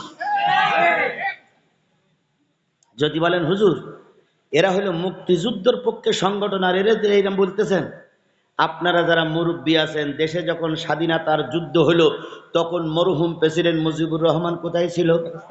পাকিস্তানের কারাগারে। আমার দেশ স্বাধীন হয়েছে তো ওই বীর মুক্তিযোদ্ধা জানতো না, ওখানে বসে খাচ্ছে আর ঘুরিয়ে বেড়াচ্ছে। হঠাৎ করে একজন আসামি দেখি বলতেছে, আপনি না বাংলাদেশের লোক? কয় হ্যাঁ। কে আপনার দেশ স্বাধীন হয়ে গেছে? কি বললে, কি বললে? তাহলে এরা যদি এখন বলে আমরা বীর মুক্তিযোদ্ধার সংগঠন, এটাকে জাতি মেনে নেবে? শেখ হাসিনা বারবার বলতো আমরা মুক্তিযুদ্ধের পক্ষে সংগঠন, অথচ এদের যখন স্বাধীন হলো, এদের যখন মুক্তিযুদ্ধ হয়েছে, এই সাবেক প্রধানমন্ত্রী এই শেখের বেটি শেখ হাসিনা ওই পাকিস্তানের কারাগারে বন্দী ছিল। সেখানে প্রতি মাসে 2,500 টাকা করে পাকিস্তানের থেকে ভাতা পেত, ওই খেত আর ঘুরিয়ে বেড়াতো। তুমি কি করে বীর মুক্তিযোদ্ধা হইলে? তুমি তো বীর মুক্তিযোদ্ধা।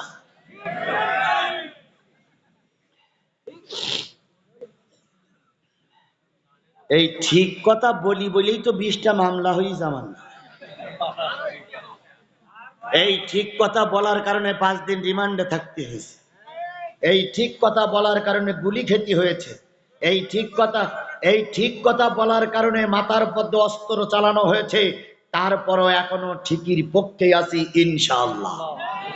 আচ্ছা, জেলখানায় গেলেন কারা কারা একটু হাত তোলেন তো। জেলখানার সাথীরা, আমাকে জেলখানায় ভরা হইল। আমার পিছনে জুমার নামাজ পড়েছেন এরকম মুসল্লি এর ভিতরে আছে। আমার একবার কুরবানির ঈদে বক্তৃতা করতে দিল 15 মিনিট। আচ্ছা তো বলতেছি, আমাকে জেলখানায় 15 মিনিট বক্তৃতা করতে দেওয়া হলো, কারণ সবাই জানলো জিহাদি ভালো বক্তৃতা করতে পারে, ওরাও দিল। দেওয়ার পরে এক পর্যায়ে সেই সময় ছিল 940 জন কয়েদি ভিতরে, 900 মুসলমান আর 40 জন হিন্দু। 40 জন নামাজ পড়তে আসেনি, ওরা রাস্তায় দাঁড়াইছিল। আর 900 লোক নিয়ে আমি যখন বক্তৃতা করতে শুরু করলাম, আপনাদের এই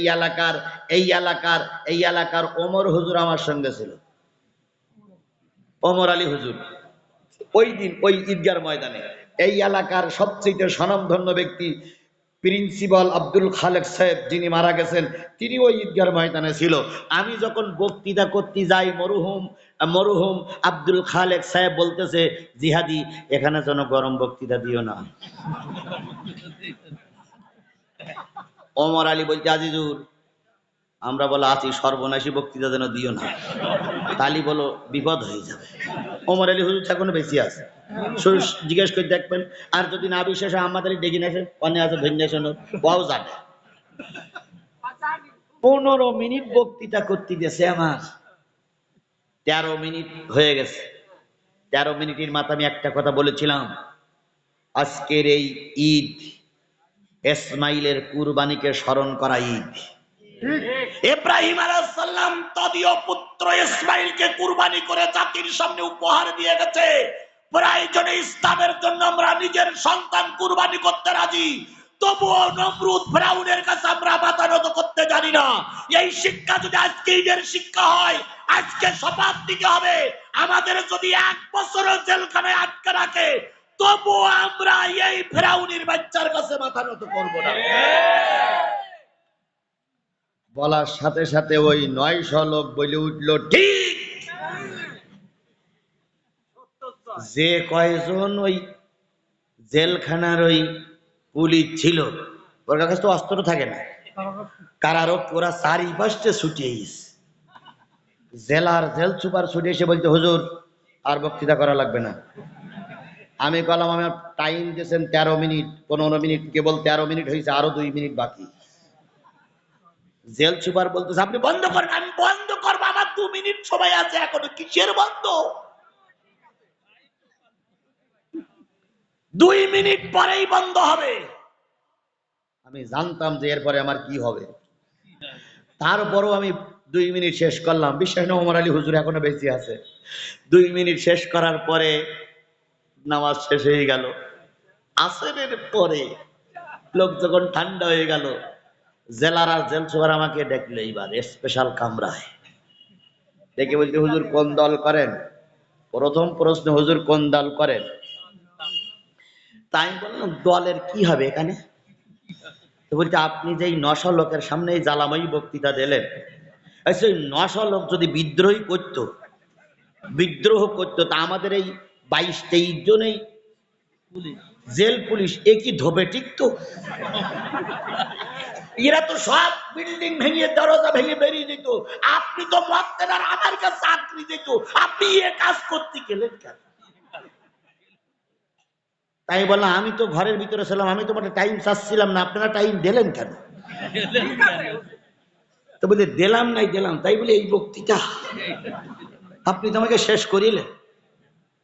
তো আপনি শুনেছি জুমার নামাজ পড়া, এইবারের থেকে যতদিন আপনি থাকবেন, আপনি তাড়াতাড়ি বেরিয়ে যান, এই কামনাই করি আমি। কারণ আপনি যতদিন এখানে থাকবেন, ততদিন আমাদের বিপদের কোনো শেষ নেই।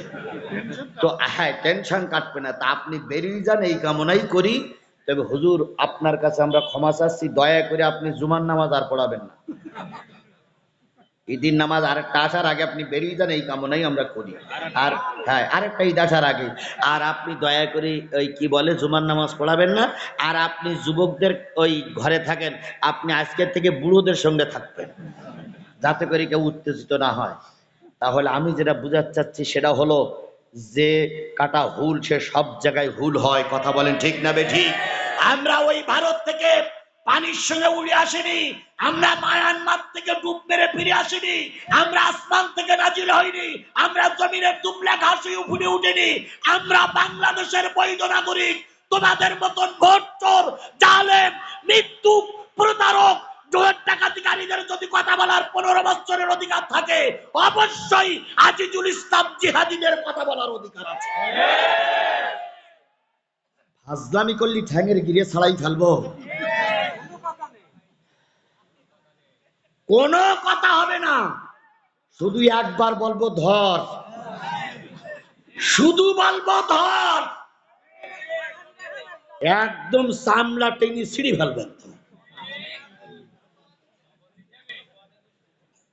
পদে বসে থাকবে, কারণ সব পদ যদি হারায় তা দেশ চালাবে কেনা আমরা জানি না। শাহাবুদ্দিন চুপ্পু, চুপ্পু যে বসে আছে কোন দলের লোক আমরা জানি না।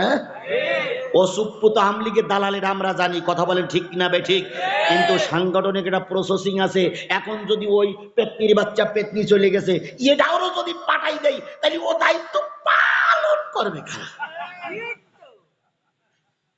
এই জন্য আমরা জেনে বুঝেও শয়তানের ওই জায়গায় বসাই রেখেছি। কথা বলেন ঠিক না বে ঠিক? তবে সুসংবাদ শুনুন, স্পিকার পদত্যাগ করেছে, স্পিকার চলে গেছে, শিরিন শারমিন চৌধুরী চলে গেছে। পুলিশের যে মহাপরিচালক ছিলেন তিনিও পদত্যাগ করেছে। বিজেপির যিনি মহাপরিচালক ছিলেন তিনিও পদত্যাগ করেছে। আর যে কটা আছে কটারও যেতে হবে। আর তোমরা যে বিপদে পড়ে দোয়া ইউনুস পড়বা, ও বড় চেয়ারে সেইটাই বসিয়ে আছে। সুতরাং এখন আর দোয়া ইউনুস পড়লেও কাজ হবে না। ইউনুস বলে তুই যা পড়তেছিস আমি তো তাই। সুতরাং ওসাবার পড়িস নে, অন্য কোনো কালেমা কালাম থাকলি পড়।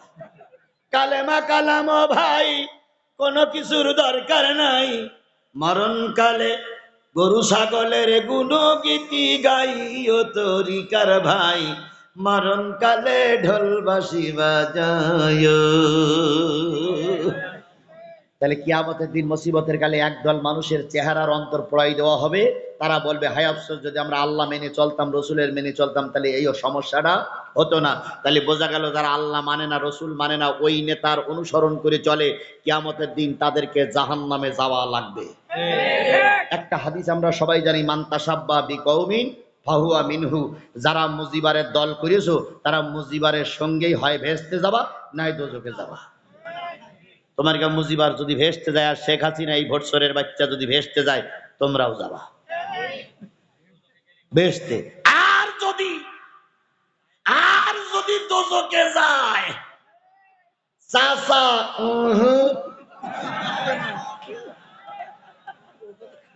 কি মুরব্বী আমরাও সেদিন বলবো ওর মধ্যে ঢুকতে পারবে না। কথা কি ঠিক আছে? এই মুসলমান কথা বলেন, কথা কি ঠিক আছে? তাহলে বুঝতে হবে কোন জাতের সঙ্গে তোমরা ঘুরতেছো। বলুন তো ভাই, যারা লেখাপড়া ভালো করে তারা কি বলে পরীক্ষা আসলে খুশি হয় না বেজার হয়? ভালো ছাত্র পরীক্ষার দিন কি হয়? খুশি হয়, প্রস্তুতি নেয়, কলম কেনে, খাতা কেনে, প্রস্তুতি নেয়, মা বাপের কাছ থেকে দোয়া নেয়, পরীক্ষার হলে যাচ্ছি, পরীক্ষায় পাশ করব। আর যারা খারাপ ছাত্র, তারা পরীক্ষার দিন রাত্রি দোয়া করে, আল্লাহ আগামী কালকে উঠে যেন শুনি হেডমাস্টার মারা গেছে। হেডমাস্টার মারা গেলে আর কি হবে না? পরীক্ষা হবে না, কি pass? Auto pass. Bangladesh Awami লীগের যারা নেতা, তারাও কামনা করছে আমি একলাই ভোটে দাঁড়াবো, আর যেন আমার কোনো প্রতিদ্বন্দ্বী না থাকে। এই জন্য ওনারাও অটো পাস। যে নির্বাচন কমিশন, নির্লজ্জ নির্বাচন কমিশন পরিকল্পিতভাবে এদের ক্ষমতায় বসাইছিল, তারাও কি করেছে? তারাও পদত্যাগ করেছে। এবার এই নির্বাচন হওয়ার পরে এই হাবিবুল্লাহ নির্বাচন কমিশনার বলেছিল এবারের মতন সুষ্ঠু নির্বাচন আর জাতি কখনোই দেখিনি, এত সুন্দর নির্বাচন আর কোনোদিন কেউ দেখিনি। এই জন্য সাংবাদিকরা লিখেছে সুষ্ঠু হয়েছে নির্বাচন, ভোট দিয়েছে প্রশাসন, তাকিয়ে তাকিয়ে দেখেছে জনগণ।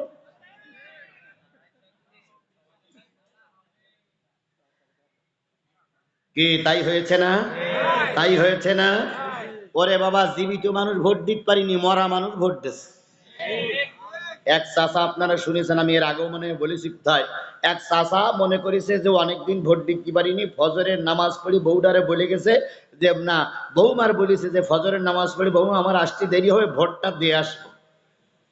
চাচা ফজরের নামাজ পড়ি মসজিদে খানিকক্ষণ জিকির আজকার করি, এশরাকের নামাজ যেই বেলা উঠেছে পড়ি, ভোট কেন্দ্রে যেয়ে দেখে আগে কেউ নেই, উনি একলাই দাঁড়াই আছে। তারপরে 2-3 জন এসে দাঁড়াইছে। 8টার সময় যেই দরজা খুলেছে, চাচা গেছে ভোট কেন্দ্রে, যেয়ে কেবল ভোটের ব্যালট নিয়ে সিল মারবে, প্রিজাইডিং অফিসার বলছে চাচার নাম কি? নসিমউদ্দিন মোড়ল। চাচা ভোট দেওয়া হয়ে গেছে।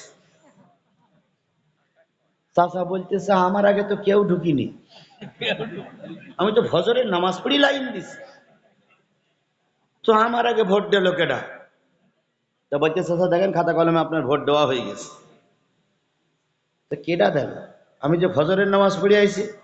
প্রিজাইডিং অফিসার হেসে হেসে বলতেছে আপনি ফজরের নামাজ পড়ে আইছেন, আর যারা তাহাজ্জুদ নামাজ পড়ে আসছিল তারাই ভোট দিয়ে গেছে।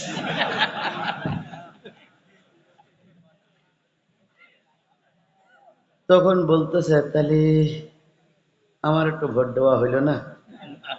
হইল না। তা যাই তাহলে ঘরের মেয়ে লোকে গা পাঠাই। তখন প্রিজাইডিং অফিসার বলতেছে চাচা আপনার স্ত্রীর নাম কি? সকিনা। তা বলতেছে দেখি সকিনা, এই সকিনার দেখো তো। তো সকিনারও ভোট দেওয়া হয়ে গেছে। তো চাচা বলছে সকিনা যে 2 বছর আগে মারা গেছে। তখন এই প্রিজাইডিং অফিসার বলতেছে ওরও ভোট দেওয়া হয়ে গেছে। তো চাচা বলছে আইলো কখন? কই একটু কেন আগে আইলো। চাচা তখন বসে গালে হাত দিয়ে বলতেছে আল্লাহ, ঢুকলাম নাই ঢুকলাম 7:30টার সময় কেন ঢুকিনি? তাহলে অন্তত ভোট দেওয়া হোক আর না বউটার সঙ্গে একটু দেখা হইতো। আল্লাহ আল্লাহ তুমি আমার ঢুকুলে তো আধা ঘন্টা আগে কেন ঢুকুনি? আল্লাহ,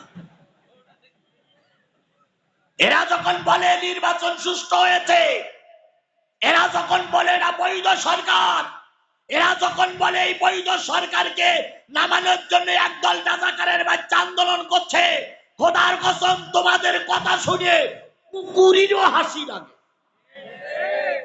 ভুতুম পেশা জীবনে কোনোদিন দাঁত বের করে হাসিনি, তাও ভুতুম পেশা ওই ঢোড়ের মধ্যে থেকে বলে এই কি করে ভোট হইল রে? ভোট দিতে তো কেউ আসেনি, তোরা বলতে সুষ্ঠু নির্বাচনে তাই ওটা খেউ করে হাসিয়ে দিচ্ছি। আর ওই রংপুরের ওই সিদ্দিক, রংপুরের ওই সেই একজন শিল্পী তখন ঢোল বাজায় আর কয় কুত্তার বাচ্চা ফুটফুটে সুন্দর, যদি তার করো গো আদর, মন খুলে আসবে ছুটে তোমার কাছে পথ ভুলে। কুত্তার বাচ্চা। ঠিক আছে তো, ঠিক তো। আল্লাহ, আমার দোষ না ভাই, আমি 10টার সময় উঠবো বলে এসে বসে রয়েছি ভাই। এই নেতারা আমার বললো 10টার সময় উঠবেন, খানিকক্ষণ পরে বললো হুজুর বৃষ্টির কারণে 10:30টায় উঠবেন। আমি সেই যে বুঝে বসে আমার ঠেলতেছি তা আমার মোটে নিয়েই আসে না। শেষ পর্যন্ত জোর করে এসে 11টার সময় উঠেছে। 12টার পর আর কোনো ওয়াজ চলে না, চালানো উচিত নয়। কারণ আজকের এখানে আরো 2 ঘন্টা ওয়াজ শুনে যদি ফজরের নামাজ কাজা হয়ে যায়, আলেম দায়ী, কর্তৃপক্ষ দায়ী, আমরা সকলেই দায়ী। এই হ্যাঁ, আচ্ছা কাজা করব না। আমি আপনাদের সকলের কাছে অনুরোধ করি, আমি এই এলাকায় আমার দাওয়াত করতে হবে সে সুযোগ আমার আর ঈদ পর্যন্ত নেই। আমার ঈদ পর্যন্ত রমজানের যেদিন রোজা হবে ওই দিন দুপুর বেলার মাহফিল আছে। দুপুর বেলার মাহফিল করে তারপর রাত্রি তারাবির নামাজ পড়ব। এর আল্লাহ যদি বাঁচাই রাখার যদি সুযোগ দেয়, আমার দাওয়াত করতে হবে না, তবে যদি করেন আগের চিন্তা করবেন 10টার আগে স্টেজ দেওয়া লাগবে। যদি না পারেন আমি আপনার কাছে মাপ চাই, আমার দাওয়াত করা লাগবে না। বাংলাদেশে বক্তার অভাব নাই, সেই বক্তারে দাওয়াত করবেন, কিন্তু ওই রাত 3টা পর্যন্ত ওয়াজ শোনায় বরকত নেই, শুনানে তো বরকত নেই।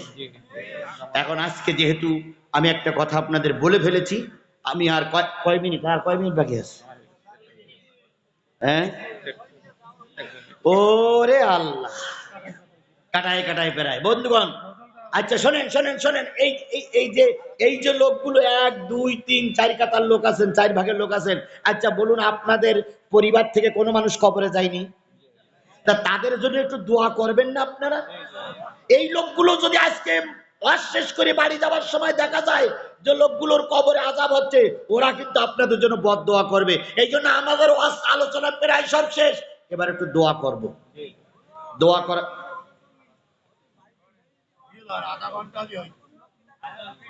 হ্যাঁ আমি তো বক্তৃতা করতেছি, আমি তো বসে নেই, আমি তো বক্তৃতা করতেছি ভাই। ও আচ্ছা, এটা হবে ইনশাল্লাহ ইনশাল্লাহ ইনশাল্লাহ, এটা হবে। আমি যেটা বুঝতে চাচ্ছিলাম সেটা হলো যে যারা আল্লাহ এবং রাসূলের আনুগত্য করবে না তারা যাবে কোথায়? তাহলে আমরা আজকের এই মাহফিল থেকে প্রথম শিক্ষা নেব, আল্লাহ এবং রাসূলের আনুগত্য করেই চলবো। কি রাজি আছেন? এবার চলেন, আল্লাহ বলতেছেন ইয়াউমা নাদু কুল্লা উনাসিম বিইমামিহিম, কিয়ামতের দিন প্রত্যেক অনুসারীরা নেতার পিছনে উঠবে। কে কার পিছনে উঠবে? যারা আওয়ামী লীগের দল এই পর্যন্ত করে আসছেন তারা আওয়ামী লীগের সঙ্গে থাকবেন। যারা বিএনপি নিয়ে নাচানাচি করতেছেন, বিশ্বাস করো মুসলমান, তারা মরহুম শহীদ প্রেসিডেন্ট জিয়াউর রহমান আর বেগম খালেদা জিয়া আর তারেক রহমানের সঙ্গে উঠবেন। যারা বাংলাদেশ জামাত ইসলামীর দল করতেছেন তারা আল্লাহর কসম আল্লামা সাইদি নিজামীর পিছনে তারা উঠে দাঁড়াবে। ইয়াউমা নাদু কুল্লা উনাসিম বিইমামিহিম, কিয়ামতের দিন সকল অনুসারীরা কার পিছনে উঠবে? নেতার পিছনে উঠবে। নেতা যদি জান্নাতে যায়, বিশ্বাস করো অনুসারীরা জান্নাতে যাবে। এবার বাংলাদেশ জামাত ইসলামী জান্নাতি না জাহান্নামী আমি ওটা বলবো না, কিন্তু আল্লাহর কোরআন আর হাদিস দিয়ে জানা যায় যারা জান্নাতি হবে তাদের 4টে 5টা কাতার হবে, যারা জাহান্নামী হবে তাদেরও 4টে কাতার হবে। যারা জান্নাতে যাবে, সর্বপ্রথম যারা জান্নাতে ঢুকবে তারা সব নামাজি। সর্বপ্রথম যারা জাহান্নামে যাবে তারা সব কি? বেনামাজি। এবার আওয়ামী লীগের দল যারা করতেন, বুকে হাত দিয়ে বলুন তো, আপনার দলে নামাজি বেশি না বেনামাজি বেশি? আপনার দলে চোর খুন্ডা বেশি না ভালো মানুষ বেশি? যদি বেনামাজি আপনার দলে বেশি হয়, আপনার দল জাহান্নামী, আপনি কর্মী, আপনিও জাহান্নামী। যারা জামাত ইসলাম করেন তারা বুকে হাত দিয়ে বলুন তো, আপনার দলের নেতা কর্মীরা নামাজি বেশি না বেনামাজি বেশি? যদি নামাজি বেশি হয় আপনার দল জান্নাতি, আপনি সঠিক পথে আছেন, এই পথে থাকেন, আল্লাহ আপনারে মাফ করে দেবে। তাহলে কোরআন হাদিসের পক্ষে থাকলে মাফ পাবে, এ কথা যদি সত্য হয় আমরা যতদিন বেঁচে আছি কিসের পক্ষে থাকবো? কারা কারা কোরআনের পক্ষে থাকতে রাজি আছেন? 2 হাত উঁচু করে আল্লাহরে দেখান। জোরে নারায়ে তাকবীর। আল কোরআনের আলো, তোমার নেতা আমার নেতা, দুনিয়ার মুসলিম। সব কথাগুলো শেষ করতে পারলাম না, একটা হাদিস বলেছিলাম, এমন একটা জামানা আসবে যেই জামানার রাষ্ট্রপ্রধানগুলো হবে জালেম, সেই জামানার মন্ত্রীরা হবে ফাসেক, ওই জামানার একদল হুজুর হবে, তারা কথায় কথায় মিথ্যা কথা বলবে। আজকে এই মিথ্যা কথা বলা হুজুর আমার সমাজে আছে না নাই? আরো জোরে বলতে আছে না নাই? তার ভিতরে একটা হুজুর ছিল দেওয়ানবাগী। কি বাগী? দেওয়ানবাগী। উনি বলেছিল মা ফাতেমার সঙ্গে আমার বিয়ে হয়েছে, আমি মা ফাতেমাকে বাসর ঘরে ব্যবহার করেছি, নবী হইল আমার শ্বশুর আব্বা। বিরাট ধুড়ি। সেদিন আমরা প্রতিবাদ করতে পারিনি, কারণ এই মিথ্যা ভোটচোর জালেম সরকার ওদের পক্ষে ছিল। কথা বলেন ঠিক না বেঠিক? এই জালেম ভোটচোরেরা যাবার মাস পুততে পারেনি। দেওয়ানবাগী রাস্তা না, ধর্মভীরু লোকেরা ভেঙে দিয়েছে। আর একটা ভণ্ড ছিল, এরাই সর্বপ্রথম আল্লামা সাইদি মতিউর রহমান নিজামীর বিরুদ্ধে মামলা করেছিল। এরা নাকি ধর্ম অবমাননা করে। ওই কাতারের ভিতরে আছে একজন হলো আরেকজন হলো তাহিরি। এই তাহিরিরা যদি আন্দোলন না করত, আর এই কুয়াকাটারা যদি আমাদের আলেমদের বিরুদ্ধে আন্দোলন না করত, আল্লাহর কসম আমির হামজার জেলে থাকা লাগতো না, আল্লাহর কসম আজারির বিদেশে থাকা লাগতো না। না, আমরা ওদের করব না, জনগণই করবে। দলীয় ভাবে আমরা কিছুই করব না, সাধারণ লোক করবে। চট্টগ্রামে সুন্ন কি বলে, আহলে সুন্নাত, ওরা কি সুন্নি সুন্নি সুন্নি সুন্নি সুন্নিদের চট্টগ্রামে বিরাট জোর। গত 2-3 দিন আগে ওই তাহিরির একটা মাহফিল ছিল, জনগণ তাহিরিতে স্টেজ থেকে নেমে কি চল বক্সিং দিয়ে বলেছি চট্টগ্রামে যান ঢুকিস না। তাহলে আমাদের যে আমি শেখ বলেছে আমরা প্রতিশোধ নেব না, আমাদের নেওয়া লাগতেছে না জনগণ। হ্যাঁ,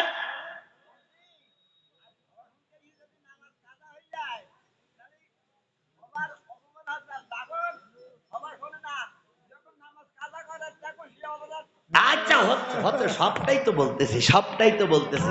তাহলে আপনাদের আমি বলি, যে জিনিসটা বলি সে জিনিসটা একদল মিথ্যাবাদী আলেম আমার সমাজে আছে না নাই? আরো জোরে বলেন আছে না নাই? বিশ্বাস করুন, 5 লক্ষ মসজিদ আর মসজিদের মুয়াজ্জিন আর তার স্ত্রীরা যদি আল্লামা সাঈদীর পক্ষে রাস্তায় নামতো, আল্লামা সাঈদীরে ওরা মেরে দিতে পারত না। আমাদের দেশের একদল হুজুররা ওলামা লীগ শিখে বসেছিল। কি লীগ? কি লীগ? উলঙ্গ লীগ। এই উলঙ্গ লীগের লোকেরা আমাদের সমাজে আছে না নাই? জোরে বলেন আছে না নাই? ওরাই এখন জামাতের নেতাদের কাছে যেই বলে, হুজুর হুজুর এইবার যদি আমরা না টিকতে পারি, আর বলে টেকা যাবে না। ওদের কথা শুনে ইবলিশ শয়তান হাসে আর কয়, তোরাই তো সাঈদীর বিরোধিতা করেছিলি। সাঈদীর যখন ফাঁসির রায় হলো, সাতক্ষীরা আনন্দ মিছিল করা লোক বেরোইছিল, আর আমরাই সাঈদীরকে চাঁদে দেখাকে কেন্দ্র করে সাঈদীর পক্ষে মিছিল করতে যেয়ে 3 দিনের ভিতরে 250 তরু তাজা প্রাণকে জীবন দিতে হলো। আজকে যদি ওই হুজুররা সামনে এসে বলে আমিও ছিলাম, জনগণ তোমাদের মুখে থুতু মারবে, থুতু মারবে, থুতু মারবে। সুতরাং জাতিরে সাবধান হওয়া লাগবে। কথা বলেন ঠিক না বেঠিক? হকের পক্ষে থাকলে জেল জুলুম জরিমানা হবে। কথা বলেন ঠিক না? এই জন্য আমারও জেল জুলুম জরিমানা হয়েছে। আমি প্রায় মাহফিল কথাটা অপ্রাসঙ্গিক মনে করি, তারপরে বলি বন্ধুগণ, আমার 5 দিন রিমান্ডে থাকা লেগেছিল। রোজার মাস, সারাদিন রোজা, সেটা বলতেছি সারাদিন রোজা। ইফতারি করতে বসেছি, ছোট্ট ছোট্ট 2টো মেয়ে আর আমার স্ত্রী আছে, ছেলেগুলো মসজিদে গেছে। হঠাৎ করে বাড়ির 4-5টাকে ঘিরে ফেললো। ঘিরে ফেলে আমাকে পুলিশ ধরে সর্বপ্রথম জিজ্ঞেস করছে, আজিজুল ইসলাম জিহাদি? জি। আপনি কি আফগানে জিহাদ করতে গেছিলেন? আমি বললাম কেন? কয় তাহলে আপনার নামের শেষে জিহাদি কেন? আমি বললাম ওরে বাপ রে বাপ, আমি আবার জিহাদ করতে গেলাম কেন? তখন আমার মা বেরিয়ে বলতেছে, না বাবা, আমার ছেলে জিহাদ করতে যায়নি, এমনি সবাই জিহাদি জিহাদি করে ডাকে, সেখান থেকে জিহাদি হয়ে গেছে। তো বলতেছে যে এইবার ওরা আমাকে নিল, নেবার পরে বাড়ির থেকে মোটরসাইকেলে যখন নিয়ে যায়, আমার মেয়েটা বিয়ে হয়ে গেছে, সেই মেয়েটা তখন ছোট, ক্লাস 2 না 3 পড়ে। মেয়েটা যে সামনে পুলিশের সামনে যেয়ে বলতেছে, স্যার আমার আব্বু সারাদিন রোজা, ইফতারি করতে 1 লোকমা খেয়েছে, সারা রাত আপনারা আসবেন বলে আমার আব্বু ওই ছাদের পরে বসে বসে পাহারা দেয়, একটু দিনের বেলায় ঘুমাতে পারেন, একটু ইফতারি করতে বসেছে, দয়া করে আমার আব্বুরি নিয়ে যাবেন না। এই পুলিশ নামক হায়না বাহিনী সেদিন আমার বাচ্চাটার মুখে লাথি মেরে অনেকটা দূরে বলের মতন চেলে ফেলাই দিল। আমার তখন হাত কড়া পড়ানো, আমি চোখ বেয়ে টপ টপ করে পানি পড়েছিল আর বলেছিলাম, মারে এদের মনে কোনো দয়া মায়া নেই। কিছুক্ষণ পর আমার মা আসলো, মা ভিতরে ইফতারি করতেছিল, মা বুড়ি মানুষ এসে বলতেছে, বাবা আমার ছেলে কোনো অন্যায় কাজ করিনি, আমার ছেলে চোর না ডাকাত না, আমার ধরে নিয়ে যেও না বলে আমার মা ওই পুলিশের হাত এঁটে ধরেছে। আমার মার গলা ধরে পুলিশ একটা ধাক্কা দিল, আমার বুড়ি মাটা পাকা জায়গায় যে আঘাত খেয়ে এখান থেকে কেটে রক্ত বাহির হতে লাগলো।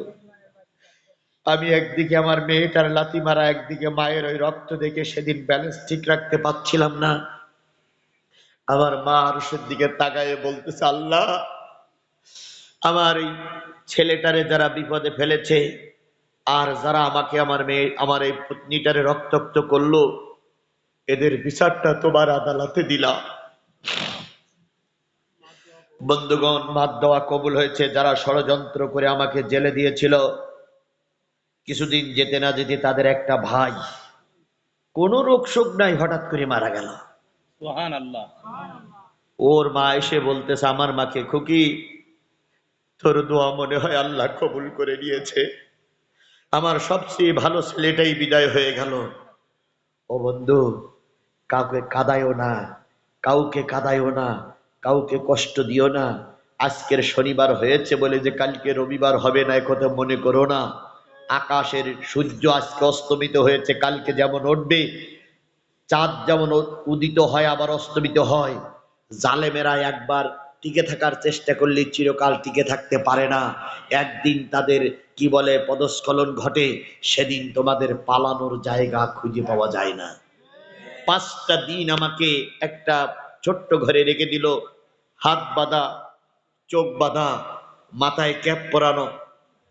5 দিন আমাকে একটু নামাজ পড়তেও ঠিক মতন দেয়নি।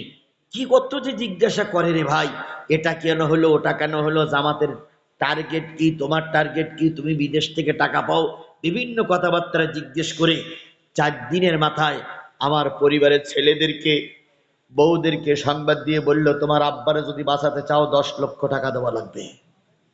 ছেলেরা তখন বলল, স্ত্রী বলল যে স্বামীর কাছে ব্যাংক ব্যালেন্সে যাই দুরুসির টাকা আছে, সে তো সব ওনার কাছে, কোনো কথা নাই। এবার এরা চাঁদা তুলে, পয়সা তুলে, মানুষের কাছে ভিক্ষা শিক্ষা করে ওদের দাবি পূরণ করলো। 5 দিন পর আমার নামে একটা মামলা দিল।